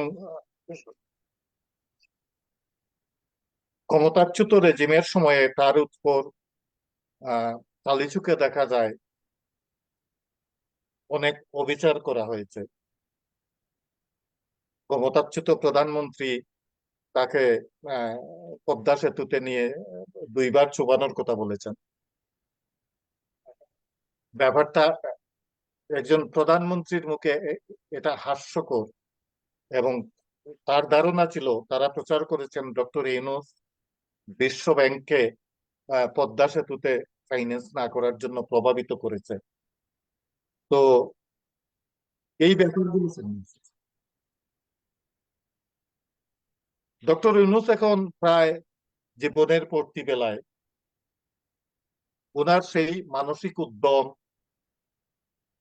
ওনার ওনার যে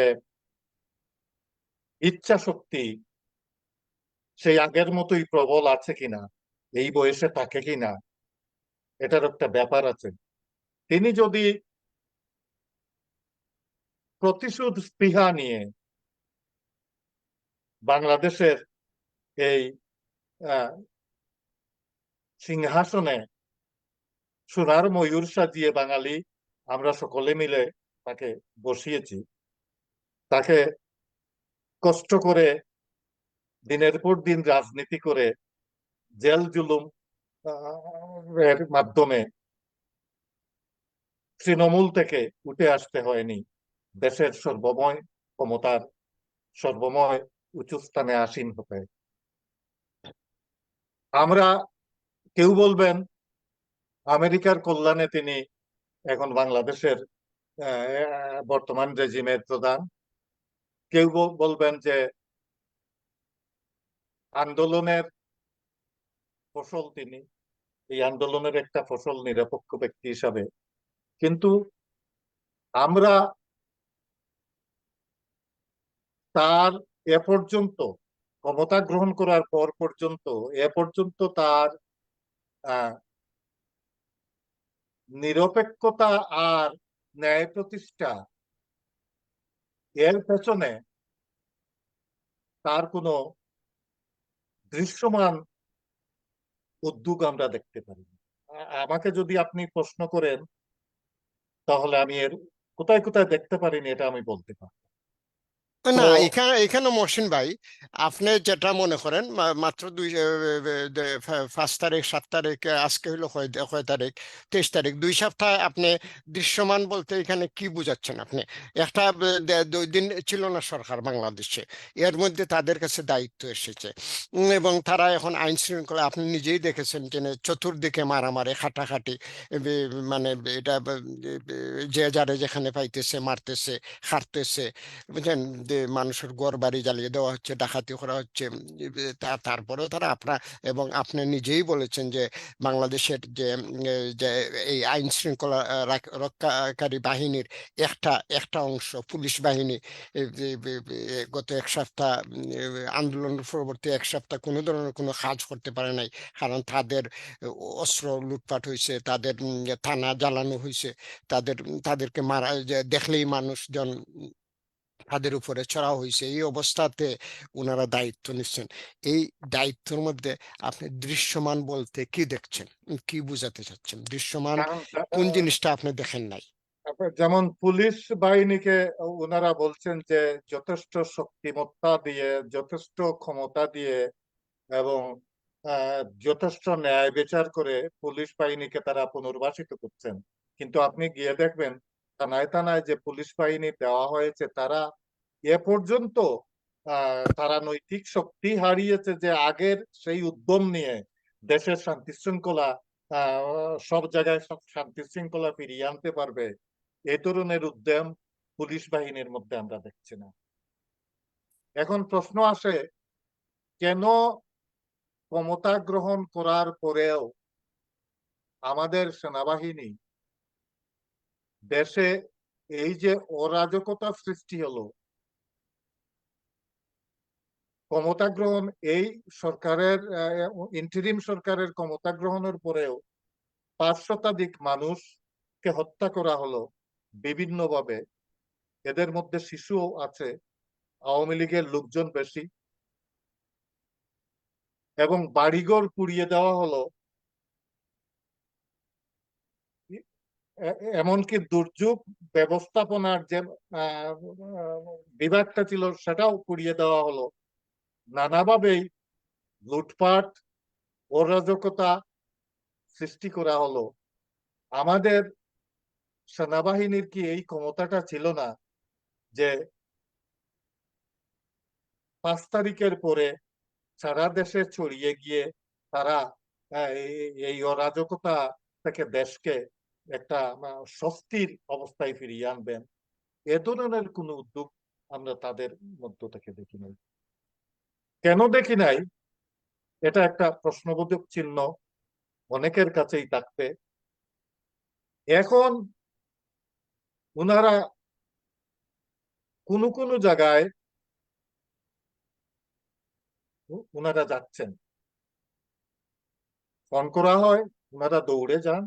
আমার অঞ্চলে একজন চেয়ারম্যানকে হত্যা করা হয়েছে, আওয়ামী লীগের চেয়ারম্যান ছিলেন উনি।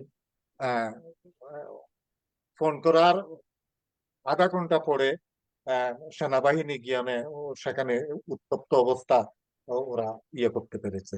কিন্তু এখানে যে লুটপাট হয়েছে, এর পরবর্তী পর্যায়েও যে অগ্নিগর্ভ অবস্থা, এই গর্ভ অবস্থাকে স্বাভাবিক পর্যায়ে পাহারা দিয়ে নিয়ে আসার মতো উদ্যোগ আমরা কোথাও দেখছি না। পুলিশরা আহ, এখনো ভয়ে থানার বাউন্ডারি থেকে বেরোতে দিচ্ছে। আমার ধারণা যে এই সরকার ক্ষমতায় যাওয়ার পরে তাদের যে বিভিন্ন মন্ত্রণালয়ে যে সমস্ত অনির্বাচিত ব্যক্তিবর্গদেরকে নিয়ে সরকার গঠিত হয়েছে, যাদের ক্ষমতা এবং মর্যাদা মন্ত্রীর সমান, তাদের নানা ধরনের কথাবার্তা আমরা শুনতে পাচ্ছি, কিন্তু দৃঢ়ভাবে তাদের কাছ থেকে কবে তারা ইলেকশন দেবেন এবং একমাত্র ইলেকশন দেওয়ার জন্য একটা পরিবেশ সৃষ্টি করার জন্য তারা যে আসছেন, এই সমস্ত কথা তারা বলছেন না। তারা ক্ষমতাচ্যুত রেজিমের বিরুদ্ধে, তাদের দুর্নীতির বিরুদ্ধে এবং তাদের কার্যকলাপের বিরুদ্ধে একটা প্রতিহিংসামূলক বক্তব্য দিয়ে যাচ্ছেন। বিশেষ করে ইয়াং যারা গেছেন, আমাদের বৈষম্য বিরোধী আন্দোলনের, কোটা আন্দোলনের সমন্বয়কারীদের পক্ষ থেকে, তাদের পক্ষ থেকে এসেছে। এবং অন্যান্য দায়িত্বে যারা দায়িত্বশীল মন্ত্রী আছেন, যেমন অর্থ মন্ত্রণালয়ের দায়িত্বে যিনি আছেন, তিনি বলছিলেন ক্ষমতায় গিয়ে যে উনি সব পর্যবেক্ষণ করে বললেন যে আমাদের ঋণের পরিমাণ এত না এবং আমাদের রিজার্ভের পরিমাণও এত নিচে না যে আমরা পানিতে পড়ে যাব, আমরা আমাদের অর্থনীতি বিধ্বস্ত হবে। 2 দিন পরে তিনি এসে সুর বদলালেন যে আমাদের অর্থনীতির অবস্থা খুবই খারাপ, এখান থেকে উঠে আসা চারটিখানি কথা নয়। তো এবং মন্ত্রণালয়ের মন্ত্রীদের, বিশেষ করে স্বরাষ্ট্র মন্ত্রণালয়ের দায়িত্বপ্রাপ্ত সাখাওয়াত হোসেনকে বদলি করা হয়েছে, কারণ উনি আহ, খুব সরলভাবে, খুব সহজ সুন্দরভাবে একটা প্রশ্ন উত্থাপন করেছিলেন। একটা এইটা তদন্তের বিষয় এবং এটা চিন্তার বিষয়, এগুলো কেমনে হলো বাংলাদেশে, এই হত্যাকাণ্ডটা কারা ঘটালো, এই প্রশ্নটা তিনি করেছিলেন। আমাদের ধারণা তাকে এই প্রশ্নের জন্যই তাকে সরিয়ে দেওয়া হয়েছে। তাহলে না মহসিন আমরা ভাই, এককভাবে, আমরা এককভাবে ক্ষমতাচ্যুত রেজিমকে এককভাবে আমরা এই হত্যাকাণ্ডের জন্য দোষারোপ করব, এ ধরনের কোন মানে একচক্ষু দানবের মতো হয়ে যাবে। যদি আমরা তো এই তথ্যগুলো চাই, কারা করেছে এটা সরকার দরকার হলে আন্তর্জাতিক এক্সপার্ট এনে আমাদেরকে এই তথ্যটা দেয়, ইনভেস্টিগেশন করে, যে এখানে এই শত্রু ঢুকেছিল, এই কাজটা করেছে, আর গভর্নমেন্টের লোকজন, পুলিশ বাহিনী এটা করেছে। আমরা বিজেপিকে গুলি করতে দেখি নাই, আমরা সেনাদেরকে গুলি করতে দেখে নাই, একমাত্র পুলিশরা গুলি করেছে। কোন জায়গায় গুলি করেছে ইচ্ছা করে, আর কোন জায়গায় গুলি করেছে প্রাণ রক্ষার জন্য। হ্যাঁ, পুলিশের একজন মহিলা অন্তঃসত্ত্বা ছিলেন, পুলিশ সদস্য, তাকে হত্যা করা হয়েছে। যেমন এই ধরনের হত্যাকাণ্ড আমরা হোলি আর্টিজানে দেখছি। গর্ভবতী ইতালিয়ান একজন মহিলাকে জবাই করে হত্যা করা হয়েছে। এইসব জিনিস যে ঘটলো, কারা ঘটালো, এই তথ্যগুলো তো আমরা চাই। এবং তথ্য মহসিন ভাই, আপনি দেখেন যে আপনাকে আমি যে শুরুতেই বলেছি যে আমরা আসলে আলোচনাটা করতেছি কানাডা থেকে। আমরা গত 53 বছরের বাংলাদেশ দেখছি, নতুন একটা শক্তি এসে পরিবর্তনের স্লোগান নিয়ে, যে তারা সংস্কার করতে চায় যে বিভিন্ন জায়গাতে। এর মধ্যে আপনার সেই সংস্কার যদি হয়, ভালোভাবে যদি হয়, তাহলে আপনি যেসব প্রশ্ন উত্থাপন করতেছেন, প্রশ্নগুলার উত্তর পাবো নিশ্চিন্ত। কারণ সংস্কার যদি সংস্কারের মতো হয়, হ্যাঁ, হ্যাঁ, সংস্কার যদি ক্ষমতা দখলের জন্য হয়, তাহলে আমরা পাবো না, দামাচাপাই পাবো। এগুলা সবসময় যেভাবে কি কমিটি করা হয়, কোনো দুর্ঘটনা ঘটার পরে এটা দেখার জন্য যে ধরনের কমিটি করা হয়, এ ধরনের কমিটি করা হবে। আমরা কিন্তু আশার কথা আমরা দেখছি যে পত্রিকায় দেখলাম, মনে হয় প্রথম আলোতে, যে জাতিসংঘ একটা টিম আসতেছে এইসব জিনিস দেখার জন্য। এখন যদি তারা ফ্রিলি কি করতে পারে, ইনভেস্টিগেশনটা করতে পারে, তাহলে হয়তো আমরা সঠিক ইতিহাসটা কিছুটা হলে জানবো, যদি সরকার এখানে কোনো বাধা না হইয়া দাঁড়ায়। এখন এখানে একটা প্রশ্ন আরিফ ভাই, আপনারা একটু থামাই, আমি যদিও ঠিক না থামানো, আপনি যা বলতে চাচ্ছেন পরে বলবেন। আমরা তো এ ধরনের বহু ইনভেস্টিগেশন তো আমরা দেখছি। এখন জাতিসংঘের এই ইনভেস্টিগেশন টিম যদি কোন সরকারের অথবা বিশেষ কোন শ্রেণীর ছত্রছায়ায় হয়, যদি স্বাধীনভাবে তারা নিজেরা ইনভেস্টিগেশন না করে অন্য কোনো ছত্রছায়ায় হয়, তো তাহলে তো আপনি কোনো সত্যিকারের বিচারটা পেলেন না, সত্যিকারের ইনভেস্টিগেশন হলো না। আমরা তো দেশের সচেতন নাগরিক হিসাবে আমরা খুবই উদ্বিগ্ন যে আমাদের দেশে এই আহ, এই অন্ধকারের এই কালো শক্তি কতটুকু শক্তি অর্জন করেছে। এবং আমরা জানতে চাই পুলিশের গুলিতে, পুলিশের রাইফেলের গুলিতে কতজন মানুষ মারা গেছে, এবং পুলিশের রাইফেলের গুলির বাইরে কতটা গুলিতে কতজন মানুষ মারা গেছে। আমরা এই সমস্ত তথ্য জানতে চাই, নাগরিক হিসাবে, সচেতন নাগরিক হিসাবে প্রত্যেকের জানা উচিত। এবং এই যে আমি আশা করি ইন্টারিম গভর্নমেন্ট আমাদের এই প্রত্যাশা পূরণ করবে। না, আহ আপনি যদি পয়লাই তাদেরকে আলাদা করে দেন, পয়লাই যদি মনে করেন যে না, এটা কালো শক্তি যে হিসাবে যদি তাদেরকে আপনি চিহ্নিতই করে কইরা দেন, চিহ্নিতই করে ফেলি আমরা, তাহলে তো অবশ্যই আমরা এখানে ভালো কিছু আশা করি না। হ্যাঁ, এখন এখন জিনিসটা হলো এটা না, আপনাকে আমি পয়লাই বলেছি যে না, যে কোনো ভাবেই হোক এটা মানুষের অনেকেই মনে করে এটা যেন মানুষের কুবর বহিঃপ্রকাশ হইল 5ই অগাস্ট। যতটুকু না রাজনৈতিক, দলীয়, তার চেয়েও বেশি ছিল সাধারণ মানুষের সরকারের প্রতি একটা ক্ষোভ। এটা নিঃসন্দেহে আপনি খুব সুন্দর কথা বলেছেন যে আমরা কালিচৌকে একটা বহুবর্ণিল একটা ইউনিক আন্দোলন দেখলাম। কয়েকজন ছাত্র শুরু করলো, পরবর্তী পর্যায়ে আরো কিছু লোকজন আসলো, রাস্তায় মানুষ নামতে শুরু করলো, স্কুল কলেজ, ইভেন 27 বছরের বাচ্চারাও নামতে শুরু করলো, পাবলিক নামতে শুরু করলো, রিক্সাওয়ালা নামতে শুরু করলো, সব জায়গা থেকে আহ, লোকজন নামতে শুরু করলো, এবং দলীয় ব্যানার নিয়ে বিএনপি এই আন্দোলনের সাথে একাত্মতা ঘোষণা করলো। শুধু শুধু বিএনপি নাই, বাংলাদেশের সব দলগুলাই কি করছে, আওয়ামী লীগ ছাড়া আন্দোলনের প্রতি শুধু একাত্ম। আওয়ামী লীগ না, না, না, না, এখানে সমস্যা আছে। আওয়ামী লীগের 15 দলীয় একটা জোট আছে। 15 দলীয় জোটের ভেতর থেকে জাতীয় পার্টি বেরিয়ে গিয়ে এই আন্দোলনে সংহতি প্রকাশ করছে। আর 15 দলের অন্যান্য দল আওয়ামী লীগের এই রেজিমের সাথে ছিল। আর বাদ বাকি যে দলগুলো বিএনপির ছত্রছায়া অথবা তাদের জোটের জোটভুক্ত, তারা সবাই ইয়ে করেছিল। আমরা আরেকটা আশ্চর্যজনক একটা তথ্য আপনাকে দেই, আপনার মনে আছে কিনা। আমি এই ব্যাপারগুলো খুব সুন্দর, খুব সূক্ষ্মভাবে দেখেছি যে হেফাজতে ইসলামের সাথে গত ক্ষমতাচ্যুত রেজিমের একটা আহ, এ- এ- এ- একটা কি বলে এটাকে, এটা কোন ধরনের সম্পর্ক, একটা একটা গভীর সম্পর্ক ছিল। এবং আপাত দৃষ্টিতে মনে হয়েছিল যে হেফাজতে ইসলাম নামের যে আহ, একটা শ্রেণী বাংলাদেশে যারা প্রভাব রাখে এবং অসংখ্য মাদ্রাসা এরা চালায়, তারা, তাদের নেতৃত্ব আওয়ামী লীগ রেজিমের পক্ষে ছিল। স্বরাষ্ট্রমন্ত্রী এদেরকে দাওয়াত করেছিলেন, এদের নেতৃবৃন্দরা সেখানে গিয়েছিলেন।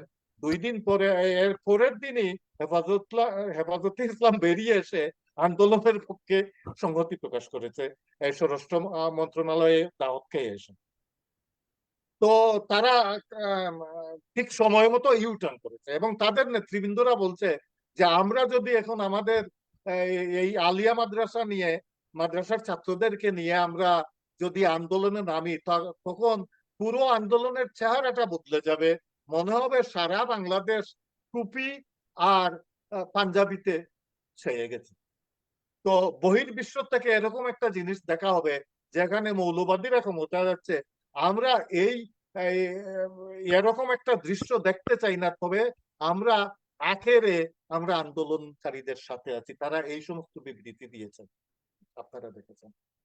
তো আন্দোলন, আওয়ামী লীগ যে দুধ কলা দিয়ে যাদেরকে পুষেছিল, তাদেরকে, তাদের কাছ থেকে যোগ্য উত্তরটি তারা পেয়েছে 2 দিনের মাথায়। স্বরাষ্ট্রমন্ত্রী যে এই বাংলাদেশের এই অবস্থার এবং আইন শৃঙ্খলায় এবং অরাজকতা সৃষ্টির পেছনে যে মন্ত্রী, যে লোকটার আহ, বিশেষ অবদান, তিনি হলেন স্বরাষ্ট্রমন্ত্রী। তার দাওয়াত খেয়ে এসে এই হেফাজতে ইসলামের এবং ইসলামিস্ট বিভিন্ন দলগুলোর নেতৃবৃন্দরা এই ভূমিকায় অবতীর্ণ হয়েছে। পরবর্তী পর্যায়ে দেখলাম আমাদের সেনাপ্রধান এসে নিষিদ্ধ ঘোষিত আহ জামাতে ইসলামের নাম প্রথম প্রকাশ করেছেন। পরবর্তী পর্যায়ে ড্রামের উপর উঠতে দেখলাম শর্ষিনার পীর সাহেবকে, যিনি প্রথম আহ, আহ, ঢাকা শহরের আহ, কি বলে ওই গণভবনের দিকে মার্চ করার প্রথম আহ, যে যে মিছিলটি নিয়ে আসেন মিরপুরের দিক থেকে, তিনি ওনার নাম হলো শর্ষিনার পীর, কি নাম আমি জানি না। উনি উঠলেন। তারপর কিছুদিন আগেও জেল কেটে বেরিয়েছেন হেফাজতে ইসলামের কি আহ, মমিনুল হক। হ্যাঁ, 501 কেলেঙ্কারির মমিনুল হক।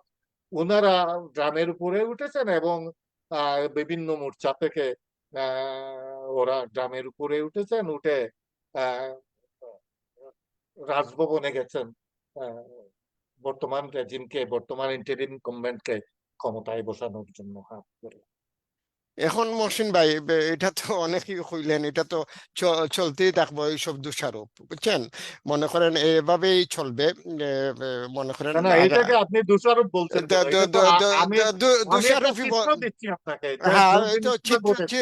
চিত্র আকারেই দোষারোপ, সরকারের দোষারোপ হবে, যেহেতু সরকার এখন ক্ষমতায় নাই।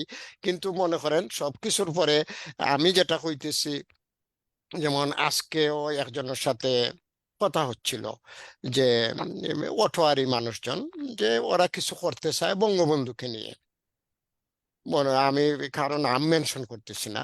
এতে আপনি তো নিশ্চয়ই দেখছেন যে না, আমার পিছনে বঙ্গবন্ধুর ফটো আছে, বুঝছেন? আমি বঙ্গবন্ধুকে ভালোবাসি। যে আমি পৃথিবী, বাংলাদেশ কোথায় গেল না গেল, এটা আমি তার চেয়ে বেশি যে জিনিসটা চিন্তা করি, আমি বঙ্গবন্ধু কতটুকু টিকে আছেন। কারণ বঙ্গবন্ধু মানেই বাংলাদেশ, বঙ্গবন্ধু মানেই বাংলাদেশের ইতিহাস, বঙ্গবন্ধু মানেই এ, বাংলাদেশের স্বাধীনতা।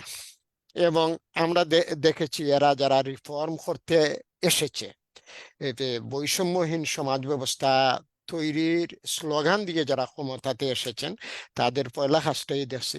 তারাও গত এই যে যত সব সরকার ছিল তাদের চেয়ে আলাদা না, একই রকম।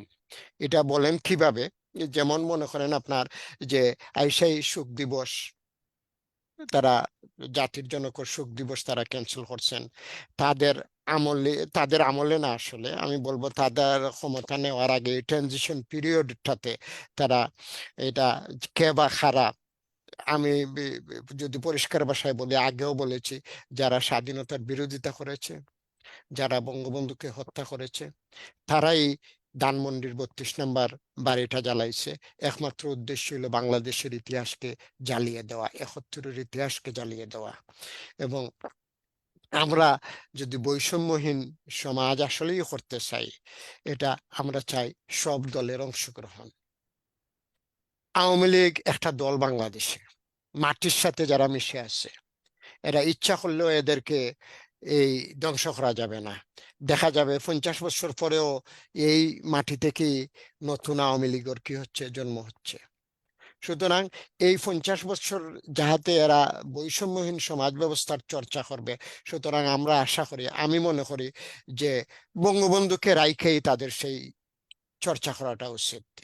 আওয়ামী লীগ দল দল হিসাবে আওয়ামী লীগ না রাখতে পারে, কিন্তু জাতির জনক হিসাবে বঙ্গবন্ধুকে রাখা উচিত, বঙ্গবন্ধুকে চর্চা করা উচিত। তো এবং এই জন্য অটোয়াতে কিছু মানুষ বঙ্গবন্ধুকে নিয়েই কাজ করার জন্য কিছু গ্রুপ একটা গ্রুপ করেছিলেন। তখন আমি বলেছিলাম যে উনাকে আপনারা এই গ্রুপটা ওপেন করে দেন সবার জন্য, বাঙালি মাত্রই বঙ্গবন্ধু।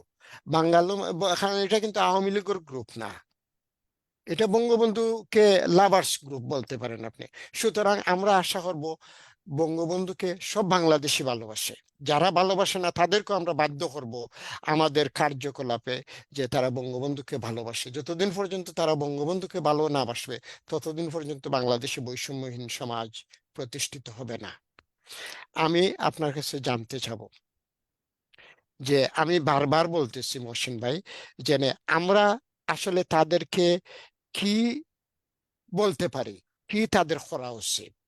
যে আপনি বলেছেন শিক্ষাতে আমূল পরিবর্তন আনতে হবে, আমি বলেছি এখন যে বঙ্গবন্ধুকে স্মরণ করতে হবে, বঙ্গবন্ধুকে ইতিহাস থেকে মুছার চেষ্টা করা যাবে না। যারাই করার চেষ্টা করবে, শক্ত হাতে এটার কি করা হবে, এখন তো আপনার প্রতিবাদ করা হবে, বাধা দেওয়া হবে। আপনি মনে করেন, আপনাকে আমি বলছিলাম যে তাদের রাজনৈতিক যে একটা দেশ চালাতে হলে রাজনৈতিক দলের প্রয়োজন। রাজনৈতিক দলে আপনি বলেছেন যে গণতন্ত্রের যে চর্চা নাই, গণতন্ত্রের দলের ভিতরে গণতন্ত্র চর্চা হচ্ছে না, যার জন্য আমরা গত 2023 আওয়ামী লীগের এই পতন দেখেছি। আমরা ইলেকশনে তাদেরকে আমরা দেখেছি হারতে। তাদের যে দলীয় প্রার্থী স্বতন্ত্র প্রার্থীর কাছে হেরেছে, অথবা দলীয় নেত্রীরা আদেশ অমান্য করে দ- প্রার্থী হতে। তার মানে এখানে দলীয় কোনো যে দলের ভিতরে গণতন্ত্র চর্চা হয় নাই, এটাতে আপনি কি বলবেন? দেখেন, আমরা দল বলতে বাংলাদেশে দৃশ্যমান যারা বারবার ক্ষমতায় গেছে এবং যাদেরকে মনে করা হয় তারা ক্ষমতায় যাবে, হয় বিএনপি, আর বিএনপি সরে গেলে না হয় আওয়ামী লীগ। তাদের মধ্যে গণতন্ত্রের চর্চা নাই, কিন্তু গণতন্ত্রের চর্চা আছে একটা দলে, যে দলটা বাংলাদেশের স্বাধীনতা যুদ্ধে বাংলাদেশের বিপক্ষে দাঁড়িয়েছিল, যে দলটা সেই সময় থেকেই ক্যাডার ভিত্তিক একটা দল। তারা আলবদর আল শামস বাহিনী গঠন করে দেশের বুদ্ধিজীবীদেরকে হত্যা করেছিল, দেশের মেয়েদেরকে পাঞ্জাবিদের ক্যাম্পে নিয়ে তুলেছিল, এবং সম্প্রতি ক্ষমতাচ্যুত রেজিম এদেরকে তাড়াহুড়ো করে 15 বছরের মাথায় এসে ওরা ইয়ে করলো, নিষিদ্ধ দল হিসেবে ঘোষণা করলো। কিন্তু হাসিনা গভর্নমেন্ট পদত্যাগ করে ক্ষমতা ছাড়ার সাথে সাথেই আহ, গণভবনে সেই দলটিকে ডাকা হলো, এবং আজকে এবং গতকালকে নিষিদ্ধ ঘোষিত হিজবুত তাহরির যে দল ঢাকায় বিশাল মিছিল করেছে। তো সবকিছু মিলিয়ে আমরা একটা অন্ধকার শক্তি দেখতে পাচ্ছি দেয়ে আসছে, এবং এই আন্দোলনের পরে, সরকার বদলের পরে, এই আন্দোলনকে বলা হয়েছে একটা মুক্তিযুদ্ধ। এই আন্দোলন যারা করছে তাদেরকে বলা হচ্ছে মুক্তিযোদ্ধা। তো কেউ কেউ বলছেন যে এটা একটা আবেগে বলা হচ্ছে, এটা একদিন চলে যাবে। না, এটা চলে যাবে না। যে সমস্ত মিডিয়া অর্গান গুলো এদেরকে আহ, মুক্তিযোদ্ধা বলছে, মুক্তিযুদ্ধ বলছে, তারা সেই একত্বকে বলিয়ে দিতে চায়। এবং আমরা দেশের সেকুলার জনগোষ্ঠী যারা মুক্তিযুদ্ধ দেখা প্রজন্ম, যারা বেঁচে আছি, আমরা এখানে আমাদের সা- অস্তিত্বের উপর একটা আহ, কালো ছায়ার আহ, আভাস আমরা পাচ্ছি। আমরা নানাভাবে চিন্তিত। এখন এই বয়সে এসে, এই 83 বছরের পড়তি বেলায় এসে ডক্টর ইউনূস, যার খ্যাতি জগৎ জুড়া, হ্যাঁ, আহ, যার বক্তৃতা শোনার জন্য আহ, ইউনিভার্সিটিতে ছাত্র শিক্ষকরা বসে থাকেন, হ্যাঁ, তিনি শেষ পর্যন্ত আমাদের দেশের রাজনীতিতে এসে সংস্কার করতে গিয়ে দেশের কোন মানে দেশটাকে কোন দিকে নিয়ে যেতে পারবেন, আহ, এইটা তো গভীর পর্যবেক্ষণের ব্যাপার, এবং ওইটা এইটা গভীর সন্দেহের ওকে, অবকাশ মহসিন ভাই, রাখছে। মহসিন ভাই, আপনি কইতেছেন যে উনি কোন দিকে নিবে। আপনাকে আমি আমাদের দর্শকের সাথে পরিচয় করে দিছি এভাবেই যে আপনি একজন সচেতন নাগরিক। আপনি অনেক কিছুই খেয়াল করেন, অনেক কিছুই দেখেন। যে কোনো কিছু বলতে হলে যে না আপনার এম, এম, কি লাগবে, বিশেষজ্ঞ হতে হবে তা নয়। সাধারণ মানুষই অনেক কিছু কয়। আমাদের গ্রাম অঞ্চলে আমরা যারা বড় হয়েছি আমরা দেখেছি যে সাধারণ বহল মানুষরাই কিন্তু অনেক ভালো ভালো দিক নির্দেশনা দিয়ে দেয় কিভাবে কি হবে না হবে, কোনটা করলে কি হবে না হবে। আপনি একজন সচেতন নাগরিক অথবা মনে করেন আপনি একজন সমাজ সচেতন মানুষ হিসাবে আপনি কি মনে করেন এই সরকারের এই রাজনৈতিক দল যে দলগুলোর মাধ্যমে আমাদের দেশের এই অবস্থা, আমরা এখন উদ্বিগ্ন কি হচ্ছে না হচ্ছে, কি করা উচিত? এখন দেখেন, আমি আরেকটা চিত্র দেই যে আরেকটা কি বলে, একটা গণতান্ত্রিক অধিকার কমিটি করা হয়েছে দেশের বুদ্ধিজীবীর একাংশ নিয়ে। তারা হয়তো আমাদের মতোই উদ্বিগ্ন। তাদেরকে আমরা একদম খালি চোখে দেখতে পারি, তারা একটা উদার গণতান্ত্রিক দেশ হিসাবে দেখতে চান, উদার গণতন্ত্রের আবহাওয়া এবং সুশাসনের প্রতিষ্ঠা চান। তো এদেরকে খুব, এদের প্রভাব খুব দেশের আপামর জনসাধারণের ভেতর এদের প্রভাব খুব কম।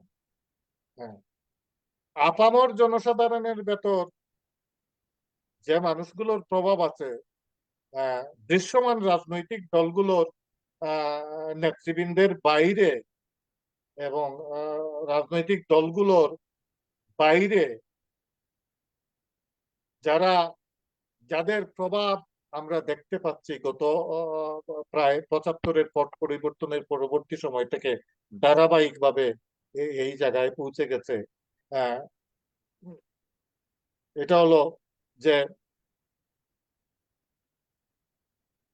দেশকে একটা ধর্মীয় বাতাবরণে নিয়ে যাওয়ার জন্য যারা ধর্ম ব্যবসা করে বেড়ান, তাদের প্রভাব দেশের যুব সমাজের মধ্যে লজ্জাজনক ভাবে এবং বিপজ্জনক ভাবে আমি লক্ষ্য করেছি।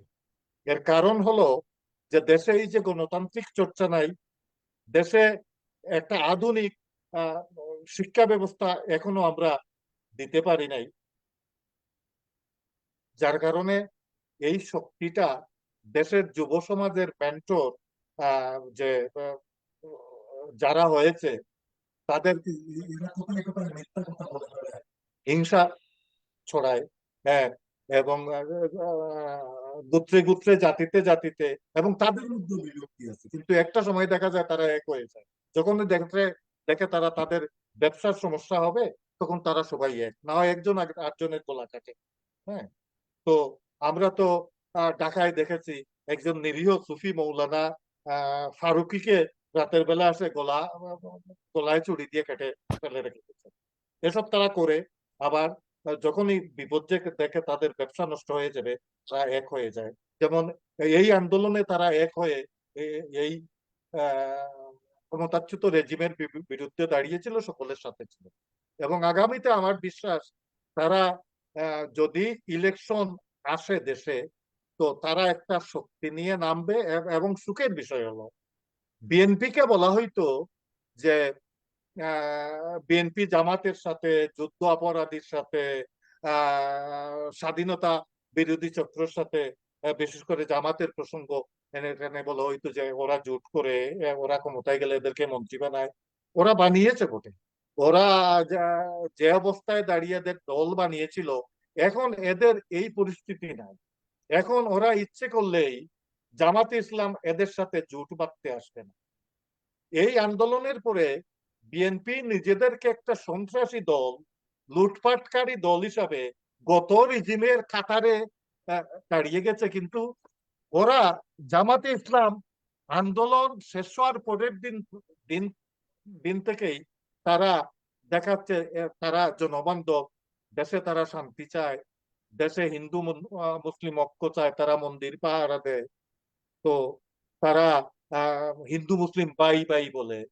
তো তারা কিন্তু সচরাচর বলে বেড়ায় মুসলিম মুসলমান বাই বাই, এখন আবার তারা হিন্দু মুসলিম বাই বাই বলে। আবার দেশে একটু চ্যুত হলেই এই হিন্দুদের মন্দির ধ্বংস করে, হিন্দুদের বাড়ি লুটপাট হয়। হ্যাঁ, তো এটা তো আওয়ামী লীগের ভেতর থেকে ওরা করেছে।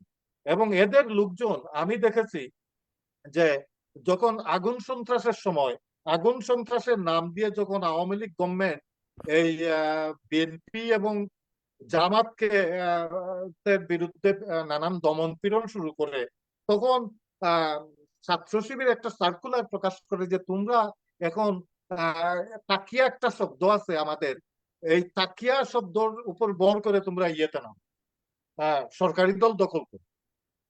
যাকে যাকে ছেলেরা, আহ, শিবিরের ছেলেরা, ট্রেন্ড ছেলেরা ছাত্রলীগে গেছে, এবং ওরা গত 15 বছরে, এদের মধ্যে ভালো ছাত্র অনেক, 15 বছরে ওরা সরকারের নানা অর্গানে পুনর্বাসিত হয়েছে, এবং সমহিমায় এই আন্দোলনের সময় আমরা দেখছি তারা আবির্ভূত হয়েছে প্রত্যেকটা সেক্টরে, প্রত্যেকটা জায়গায়। তো আপনি, তাদের ভেতরে গণতন্ত্রের চর্চা নাই এটা আপনি বলতে পারবেন? না না, আমি তাদের কথা বলি নাই, তাদের ভিতরে গণতন্ত্রের চর্চা নাই। আপনাকে আমি কইছি বাংলাদেশে যে দুইটা দলের নাম করছেন আপনি, যারা ক্ষমতাতে ছিল, বিএনপি এবং আওয়ামী লীগ, গত 53 বছরের ইতিহাসে দুইটা দলই, এবং এরশাদ জাতীয় পার্টি, এই যে তিন দল, বুঝছেন, তিন দলের মধ্যে এ, এ, যে আপনাদের কথাবার্তা আলোচনায় মনে হচ্ছে যে, এবং আমরা দেখতে পাই এটা, যে দলের মধ্যে গণতন্ত্র চর্চা খুবই কম। কারণ আমরা সাধারণত আমরা দেখি অটোয়ার যদি আপনি দেখেন, তাহলে দেখবেন, অথবা কানাডার হিসাব যদি দেখবেন, যে যদিও এইসব দেশের দলীয় রাজনীতি মানুষ করতে চায় না, তারপরেও দেখবেন একই পদে একই মানুষ বৎসরের পর বৎসর চালিয়ে যাচ্ছে। এটা বাংলাদেশ সব জায়গাতে, সব, এটা বিএনপি বলেন, আওয়ামী লীগ বলেন, জাতীয় পার্টি বলেন। যে এখন এই যে সংস্কার, মহসিন ভাই আপনাকে আমি বারে বারে বলতেছি, কি হবে এটা ভবিতব্য জানে, আমরা কেউ জানি না আসলে কি হচ্ছে বাংলাদেশে। বাংলাদেশে আমরা দেখতেছি একটা জিনিস হচ্ছে, আর একটা জিনিস। যেমন আপনি মনে করেন, দেখেন যে আপনি আমি সবাই যারা একটু চিন্তা করে, তারা আমরা কারণের সাথে কারণ মিলাইতেছি, যে শেখ হাসিনা দেশ থেকে রিজাইন করলেন, দেশ থেকে চলে গেলেন, অথচ দেখা যায় পর মুহূর্তেই বঙ্গভবন অথবা 32 নম্বর জ্বালাইয়া দেওয়া যায়, মিলিটারিরা কোথায় ছিল? তারা এখানে শেখ হাসিনারে যেহেতু তারা বাইরে যাওয়ার সুযোগ করে দিতে পারছে, তাদেরকে কাছে কি সেই সুযোগ ছিল না যে ধানমন্ডি অথবা বঙ্গভবন পাহারা দেয়?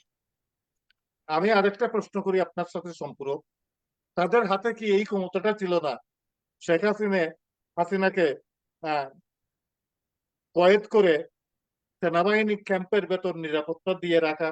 এরশাদ তো একইভাবে জেলে গিয়েছিল, এবং জেল থেকে বসে 5-6টা সিটে নির্বাচন করে জিতেও ছিল এরশাদ পতনের পরে, আমরা দেখলাম। তাহলে আহ, এই প্রশ্ন তো আপনি করতে পারেন, শেখ হাসিনাকে ওই নিজেদের হেলিকপ্টারে করে কেন ভারতে পাঠিয়ে দিতে হলো? কেন যার জন্য, পাঠিয়েছিলেন? আমরা বিভিন্ন জায়গা থেকে বিভিন্ন জায়গায় দেখতে চাই, ইভেন শেখ হাসিনার ছেলে যে, আপনার জয়র স্টেটমেন্টও আমরা দেখতে চাই, বিভিন্ন বিদেশি পত্রিকার সাথে যেসব ইন্টারভিউ দিয়েছেন উনি উনি বলতে চাচ্ছেন যে ওনার মাকে, প্রাক্তন প্রধানমন্ত্রী শেখ হাসিনাকে জোর করে ইন্ডিয়াতে কি করা হয়েছে, পাঠানো হয়েছে, জোরপূর্বক, উনি স্বইচ্ছায় যান নাই। তো এটা আমরা, এটা ইতিহাসই নির্ধারণ করবে, এটা আগামীর ইতিহাসে, এটা সঠিক ইতিহাস আমরা জানতে পারবো যখন এটা যে সবকিছু স্বাভাবিক হবে, হয়তো তখন আমরা জানবো যে না, শেখ হাসিনা কি ইচ্ছা করে গেছেন, না ওনাকে পাঠানো হয়েছিল। আমি সেই জায়গা থেকেই আপনার কাছে আবারও বলতে চাই যে, মহসিন ভাই, আমি চাচ্ছি আপনার আমাকে বললেন যে আপনি কি পরামর্শ দেন। আপনি তো অনেক কিছুই বললেন, এই সরকারের কি করা উচিত এইসব, এই যে ক্রিটিক্যাল একটা সময়, এখন মনে করেন আপনার, তারা 1 বছর থাকুক, 5 বছর থাকুক, 5 দিন থাকুক, তাদের উপরে একটা দায়িত্ব পড়ছে, নির্বাচন করবে, অথবা মনে করেন আপনার তাদের কথাই যদি, যে তারা সংস্কার করতে চায়, আমূল পরিবর্তন করে চায় বাংলাদেশের রাজনীতিতে, আপনি তাদেরকে কি বলেন, কি করা তাদের উচিত? আহ, খুব খুব কঠিন প্রশ্ন। আপনি যেটা চাচ্ছেন এটা দেশের আপামর জনগোষ্ঠী সবাই চায়। আমরা জানি না তারা কতদিন থাকবেন, তারা সংস্কারের কথা বলছেন। তো সংস্কারের কিছু নমুনা তো আমরা দেখতেছি। যে গত ক্ষমতাচ্যুত রেজিমের যে লৌহ কঠিন সেট আপ ছিল, এদের নিজেদের লোক বিচার বিভাগ থেকে পুলিশ বিভাগ থেকে শুরু করে আহ, সব জায়গায় বসিয়েছিল, এদেরকে রাতারাতি সরিয়ে দেওয়া হলো এবং একটা এদেরই বিপরীতে প্রতিহিংসা আরেকটা গ্রুপকে সব জায়গায় বসিয়ে দেওয়া হলো। আমরা দেখলাম যে যারা সিরিজ বোমা সাজিয়েছিল বাংলাদেশে 500 জায়গা থেকে, যারা 21শে আগস্টের গ্রেনেড হামলা। ন্যাক্কারজনক ঘৃণিত গ্রেনেড হামলায় আসামি ছিল, তারা রাতারাতি তাদেরকে ছেড়ে দেওয়া হলো। বিচার বিভাগকে নিরপেক্ষ করার পরিবর্তে আমরা দেখলাম প্রতিহিংসা পরায়ণ আরেকটা শ্রেণীকে পুনর্বাসিত করা হয়েছে। এই হলো আপাত দৃষ্টিতে তাৎক্ষণিক সংস্কারের নিদর্শন। আচ্ছা, আমরা এই ইন্টারিম গভর্নমেন্টের কাছে তারা যতদিনই ক্ষমতায় থাকবেন, তারা আপ্রাণ চেষ্টা করা উচিত যে দেশের প্রতিটি বিধ্বস্ত অর্গানকে গণতন্ত্র প্রতিষ্ঠা করা যায়, সুশাসন প্রতিষ্ঠা করা যায়, এই ধরনের একটা নিরপেক্ষ অর্গান এবং তাদের ক্ষমতায়ন করে তারা রিপেয়ার করবেন আমাদের অর্গানগুলোকে। নির্বাচন কমিশনকে সর্বময় ক্ষমতা দিয়ে প্রত্যেকের সরকারের নিয়ন্ত্রণের ঊর্ধ্বে রেখে এবং পুলিশ বিভাগকে ক্ষমতা দিয়ে তারা দেশের সুশাসন প্রতিষ্ঠার মতো তৈরি করা, বিচার বিভাগকে এরকম ভাবেই নিরপেক্ষভাবে তারা সংস্কার করবেন এবং সেটা পুলিশ বিভাগ হোক, বিচার বিভাগ হোক, আর যে কোনো বিভাগই হোক, যেন তারা দুর্নীতি করতে পারে না, একটা জবাবদিহিতা, স্বচ্ছ জবাবদিহিতার অর্গানগুলোকে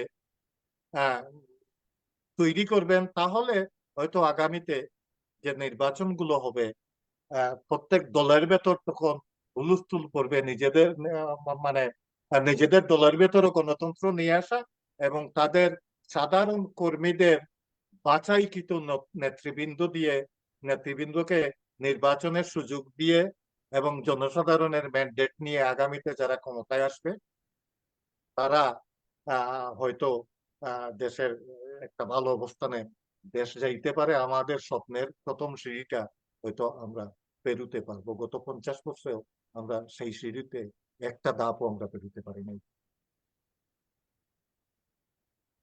থ্যাংক ইউ মহসিন ভাই। বুঝছেন, শুধু দর্শক মন্ডলী, আশা করি আমাদের আলোচনা আপনাদের ভালো লাগছে।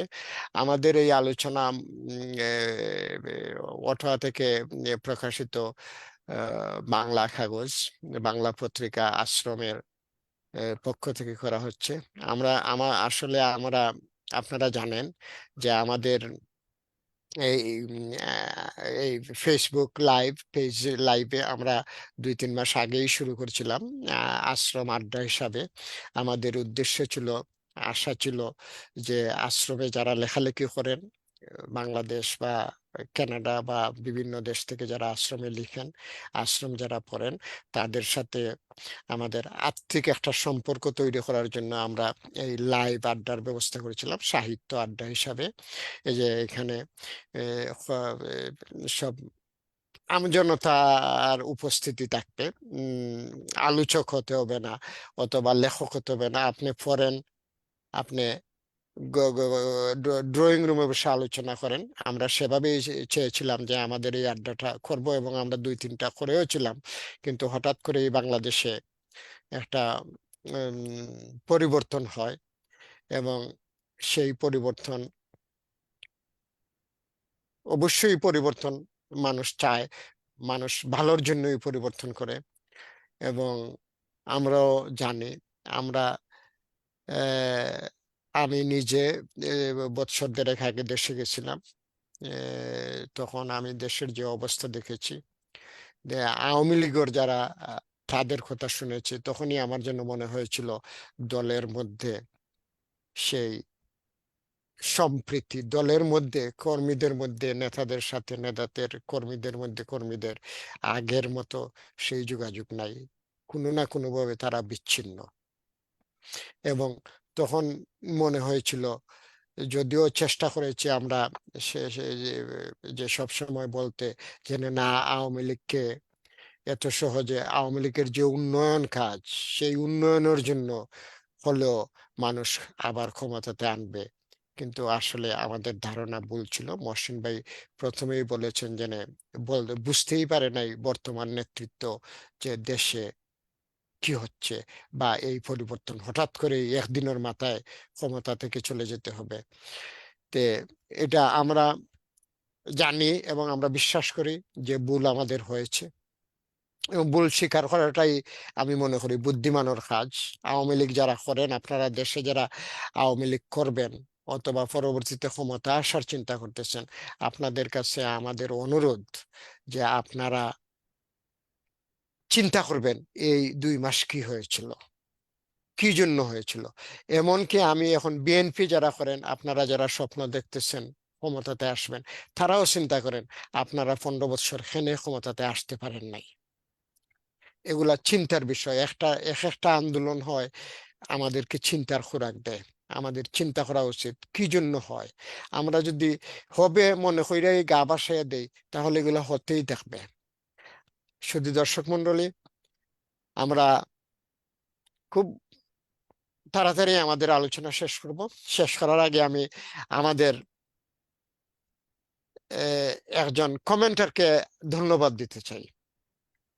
গত ভিডিওতে আমি ছিলাম, মহসিন ভাই ছিলেন, ফারুক ভাই ছিলেন, এবং ফরিদ ভাই ছিলেন। আমরা বঙ্গবন্ধুর 49তম মৃত্যু দিবস নিয়ে আমরা আলোচনা করেছিলাম, এবং সেই ভিডিও আমরা শেয়ার করেছি ইউটিউবে, এবং আমাদের ফেসবুক পেজেও লাইভ হয়েছিল, সেখানেও আছে। এবং সেখানেই একজন পাঠক, আমি আশ্রমের পাঠক হিসাবেই ধরবো ওনাকে, নিশ্চয়ই, যেহেতু আশ্রমের ভিডিওতে এসে উনি কমেন্ট করেছেন, সুতরাং আশ্রমের পাঠক হিসাবে ওনাকে আমি ধন্যবাদ দিচ্ছি আমাদের ভিডিওটি দেখার জন্য, আশ্রম পড়ার জন্য, আমাদের আলোচনা শোনার জন্য, এবং কমেন্ট করার জন্য।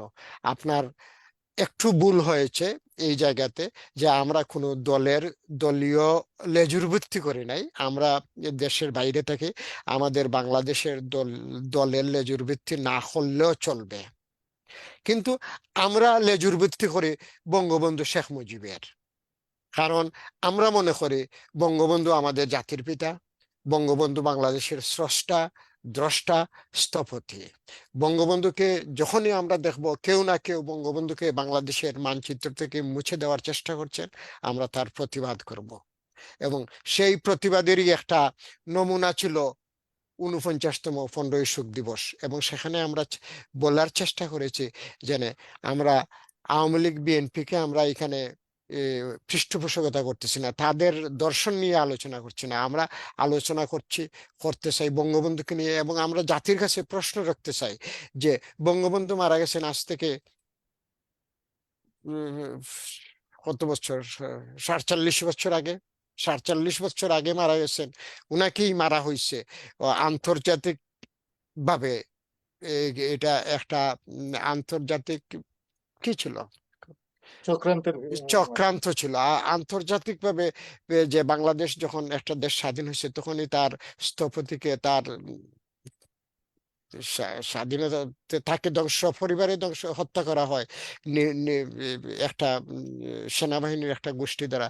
এবং 24 আইসা তার যেখানে ইতিহাস সেটা জ্বালিয়ে দেওয়া হয়, তারই বিরোধিতা করেছিলাম আমরা, যেটা আমরা মানতে পারি না কোনো অবস্থা। আমরা আশা করব বাঙালিরা এই জিনিসটা মনে রাখবে এবং এটার প্রতিবাদ করবে। ধন্যবাদ রিজওয়ানা আমিনকে আপনার মন্তব্যের জন্য, এবং আশা করব এই মন্তব্য, এই ভিডিও দেখেও আপনি মন্তব্য করবেন। যদিও আমরা বেশিরভাগ কথাই আওয়ামী লীগের পক্ষে বলার চেষ্টা করেছি, আমরা সরাসরি বলতেছি, আমরা আলোচনা করতে চাই। যেহেতু রিসেন্টলি এই ক্ষমতা গভর্নমেন্ট থেকে পদত্যাগ করেছেন, পতন হয়েছে এই সরকারের, সুতরাং আলোচনাতে এই সরকারের কথাটাই বেশি আসবে। আমরা চাই না, আমরা কখনো বলবো না যে জামাতকে ক্ষমতাতে নিয়ে আসেন, বিএনপিকে ক্ষমতাতে নিয়ে আসেন এই সরকারের পরিবর্তে। আমরা বলবো আপনারা যে উদ্দেশ্য নিয়ে এই আন্দোলন করেছেন, সরকারের পতন ঘটিয়েছেন, সেই উদ্দেশ্য বৈষম্যহীন সমাজ ব্যবস্থায় বলিষ্ঠ ভূমিকা রাখবেন। এবং আমি মনে করি ডক্টর ইউনূস সাহেব ওনার নেতৃত্ব দ্বারা সেই কাজটি করুন। মহসিন ভাই, কিছু বলতে চান আপনি? হ্যাঁ, হ্যাঁ, আমি যে শেষ কথাটি বলতে চাই যে আহ, বাংলাদেশের এখন সর্বময় ক্ষমতার কর্ণধার যিনি, যাদেরকে আমরা অন্তর্বর্তীকালীন সময়ের জন্য ক্ষমতায় নিয়ে এসেছি, একটা ইউনিক, এই আন্দোলনটাকে যদি ইউনিক আন্দোলন বলি, তো একটা ইউনিক আন্দোলনের মাধ্যমে, এবং তিনি তো সবসময় বলে বেড়াতেন যে দারিদ্রকে জাদুঘরে নিয়ে যাব। তো আমরা চাচ্ছি একটা বৈষম্যহীন সমাজ প্রতিষ্ঠার লক্ষ্যে যে গণমানুষের অর্থনীতি পথে বাংলাদেশকে এগিয়ে নিয়ে যাওয়ার জন্য যে সমস্ত সংস্কার করার দরকার আছে, তিনি বা সরকারের আহ, এবং দেশের অর্গানগুলোকে এই পদ্ধতিতেই এগিয়ে নিয়ে যাবেন। এবং দেশে একটা এবং আরেকটা জিনিস আমি বলতে চাই যে এদেশের স্বাধীনতা যুদ্ধের একটা প্রসবন্মুখ বেদনার গল্প আছে, এবং সেই বেদনার গল্প থেকে আহ, বেরিয়ে আসছিল একটা আহ, বাংলাদেশের নতুন অভ্যুদয় হওয়া, বিশ্বের মানচিত্রে নতুন আবির্ভূত হওয়া বাংলাদেশের একটা সংবিধান, যাকে 72-এর সংবিধান বলি, একটা গণতান্ত্রিক এবং অসাম্প্রদায়িক একটা সংবিধান। সেই সংবিধানকে শ্রদ্ধা করার জন্য আমি আওয়ামী লীগকে বলবো, আমি বর্তমান ক্ষমতা যারা আছেন তাদেরকে বলবো এই বিষয়টা যেন তারা ভুলে না যান। এবং আমি বিশেষভাবে বিএনপি কে অনুরোধ করব যে বিএনপি কে আওয়ামী লীগ রেজিম ওই স্বাধীনতা বিরোধী আর যতই তকমা দেয় না কেন, বাংলাদেশের মানুষ আপনাদেরকে স্বাধীনতা বিরোধী কোনো দল মনে করে না। একটা সময়ের জন্য আপনাদের আঘাত ছিল জামাতে ইসলামের সাথে, এই দিন এখন বাসি হয়ে গেছে। জামাতে ইসলাম এখন আর আপনাদের সাথেও আসবে না, আপনারা ইচ্ছা করলেও নিয়ে যেতে পারবেন না, এটা আমার ধারণা। এবং আপনাদের যে দলটির প্রতিষ্ঠাতা যিনি, তিনি বাংলাদেশের মহান স্বাধীনতা যুদ্ধের 11 জন সেক্টর কমান্ডারের একজন ছিলেন। সেই হিসাবে আপনারা, বিএনপি এই দল বাংলাদেশের স্বাধীনতা যুদ্ধের একটা অংশ আমরা বিবেচনা করি। এই সত্যটা আপনারা মনে রেখে আপনারা স্বাধীনতা যুদ্ধে যারা বিরোধিতা করেছিল, এই শক্তিটাকে মোকাবেলা করেই আপনারা আহ, দেশের কান্ডারি হবার জন্য নিজেদেরকে তৈরি করুন। এবং আমরা দেশের একজন নাগরিক হিসেবে আমরা আওয়ামী লীগের কাছে এই এবং অন্যান্য দল যারা আগামীতে আসবেন, আমরা দেখতে পাচ্ছি যে আরেকটা দল হয়তো গণতান্ত্রিক মোর্চা অথবা এই ধরনের নাম নিয়ে আসতে পারে। সবাইকে আমরা এই অনুরোধটা করব। আর আরেকটা কথা আমার মনে পড়েছিল, এখন ঠিক ভুলে গেলাম। তো এই বলে, এবং আপনারা এতক্ষণ এই দীর্ঘ সময় ধরে যারা আমাদের এই বচসা শুনলেন, আমাদের এই আলোচনা শুনলেন, হয়তো কাদের কাছে কিছু কিছু কথা ভালো লাগতে পারে, কাদের কাছে, কারো কারো কাছে বিষাক্ত মনে হতে পারে, কিন্তু আমাদের চোখে আমরা মুক্তিযুদ্ধ দেখা প্রজন্ম, আমাদের চোখে যে সমস্ত বিষয়গুলো ধরা পড়েছে, আমরা সেই বিষয়গুলোই আহ, আপনাদের সামনে উপস্থাপন করেছি। আমরা ভুলও হতে পারি, আবার শুদ্ধ হতে পারি। ক্ষমা সুন্দর দৃষ্টিতে দেখবেন। আমরা কোনো দলের লোক নই, এবং আমরা চাই না আমাদের আম, এই 9 মাসের যুদ্ধে অগণিত অগণিত শহীদের রক্তে লাভ করা আমাদের এই দেশটাকে, আহ, দেশের মূল মুক্তিযুদ্ধকে ভুলিয়ে দেওয়া হয়, এবং এই দেশের বিশ্বের মানচিত্রে এই দেশের আহ, এই যে প্রশমন উন্মুখ বেদনার যে গল্প, এই গল্পটাকে যেন কেউ ভুলিয়ে না দেয়। সেই গল্পটাকে মনে রেখেই আপনারা দেশের সমস্ত গণতান্ত্রিক শক্তি, সেকুলার শক্তি, মুক্তিযুদ্ধের শক্তিকে আমাদের আহ্বান থাকবে, আপনারা প্রয়োজনে এক হন এবং দেশের জন্য একটা কিছু করেন। আমরা যেন আমরা যাতে যারা জীবনের এখন পড়তি বেলায় এসেছি, আমরা মুক্তিযুদ্ধ দেখেছি, আমরা এই অবস্থায় আমাদের দেশকে দেখতে চাই।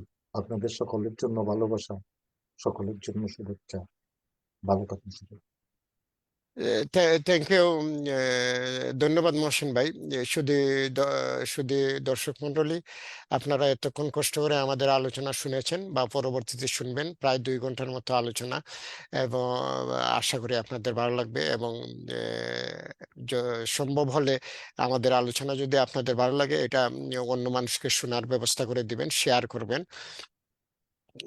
এবং আমরা শেষ করব আমাদের আর আগা। আরেকটা আরেকটা ব্যাপার, কবির ভাই বলে যাই, যে আহ, দেশের প্রতিটি মানুষ যেন খেয়াল রাখে, দেশের অতন্দ্র প্রহরী হিসাবে আমাদের দেশ যেন কোনো পরাশক্তির পীড়নক না হয়।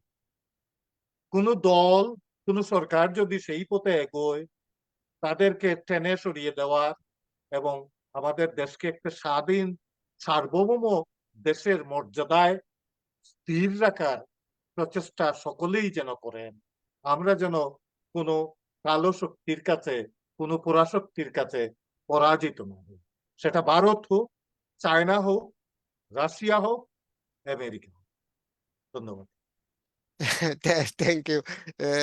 থ্যাংক ইউ মহসিন ভাই। যে এটা আসলে আমরা উদ্বিগ্ন কি হচ্ছে, এবং এটা স্বাভাবিক যে একটা দেশ, আমরা জানি যে তৃতীয় বিশ্বের দেশগুলাতে পরাশক্তিদের চোখ বড় বড় করে তাকিয়ে থাকে। ওরা কখন যখনই কোনো সমস্যা হবে, যাতে তারা সেই সমস্যার সেই সুযোগের সদ্ব্যবহার করতে পারে।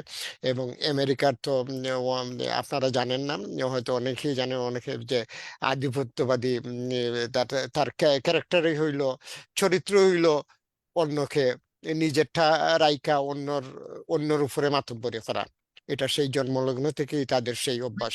আমি আরেকটা সিগন্যাল দিতে চাই। আমি যতদূর বুঝি, এটা ভুলও হইতে পারে, এই যে পেন্টাগন মুখ খুলেছে এবং দেখা যাচ্ছে আমাদের দেশে বিভিন্ন ধরনের জেল থেকে অনেকে বেরিয়ে গেছে, কিছু অ্যাবান্ডেন্ট অস্ত্র আছে, এই অস্ত্রগুলা কোথা থেকে এসেছে, লুট করা অস্ত্র না দেশের বাইরে থেকে এসেছে, এটাও আমরা জানি না।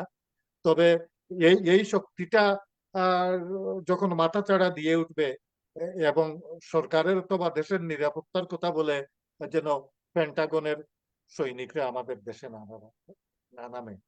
প্রতিটা প্রতিটা প্রতিটা নাগরিক যেন আমাদের দেশের অতন্দ্র প্রহরী থাকে। আমরা এই আহ্বান সকলের কাছে রাখবো।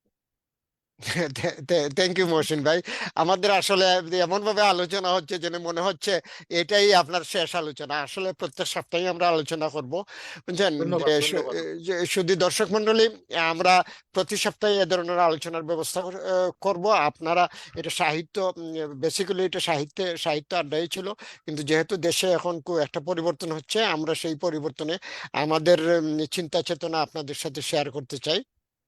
এবং সেই সেই জায়গা থেকে আমরা আজকে এই আলোচনা টোটালি রাজনৈতিক একটা আলোচনা, যদিও দেশের রাজনীতি এই আমরা দেখছি পত্রপত্রিকার মাধ্যমে, ইউটিউব চ্যানেলের মাধ্যমে, অথবা বন্ধু বান্ধবের মাধ্যমে। আমরা সরাসরি উপস্থিত না, আপনাদের মতো সরাসরি আমরা এই আন্দোলনের সাথে জড়িতও না।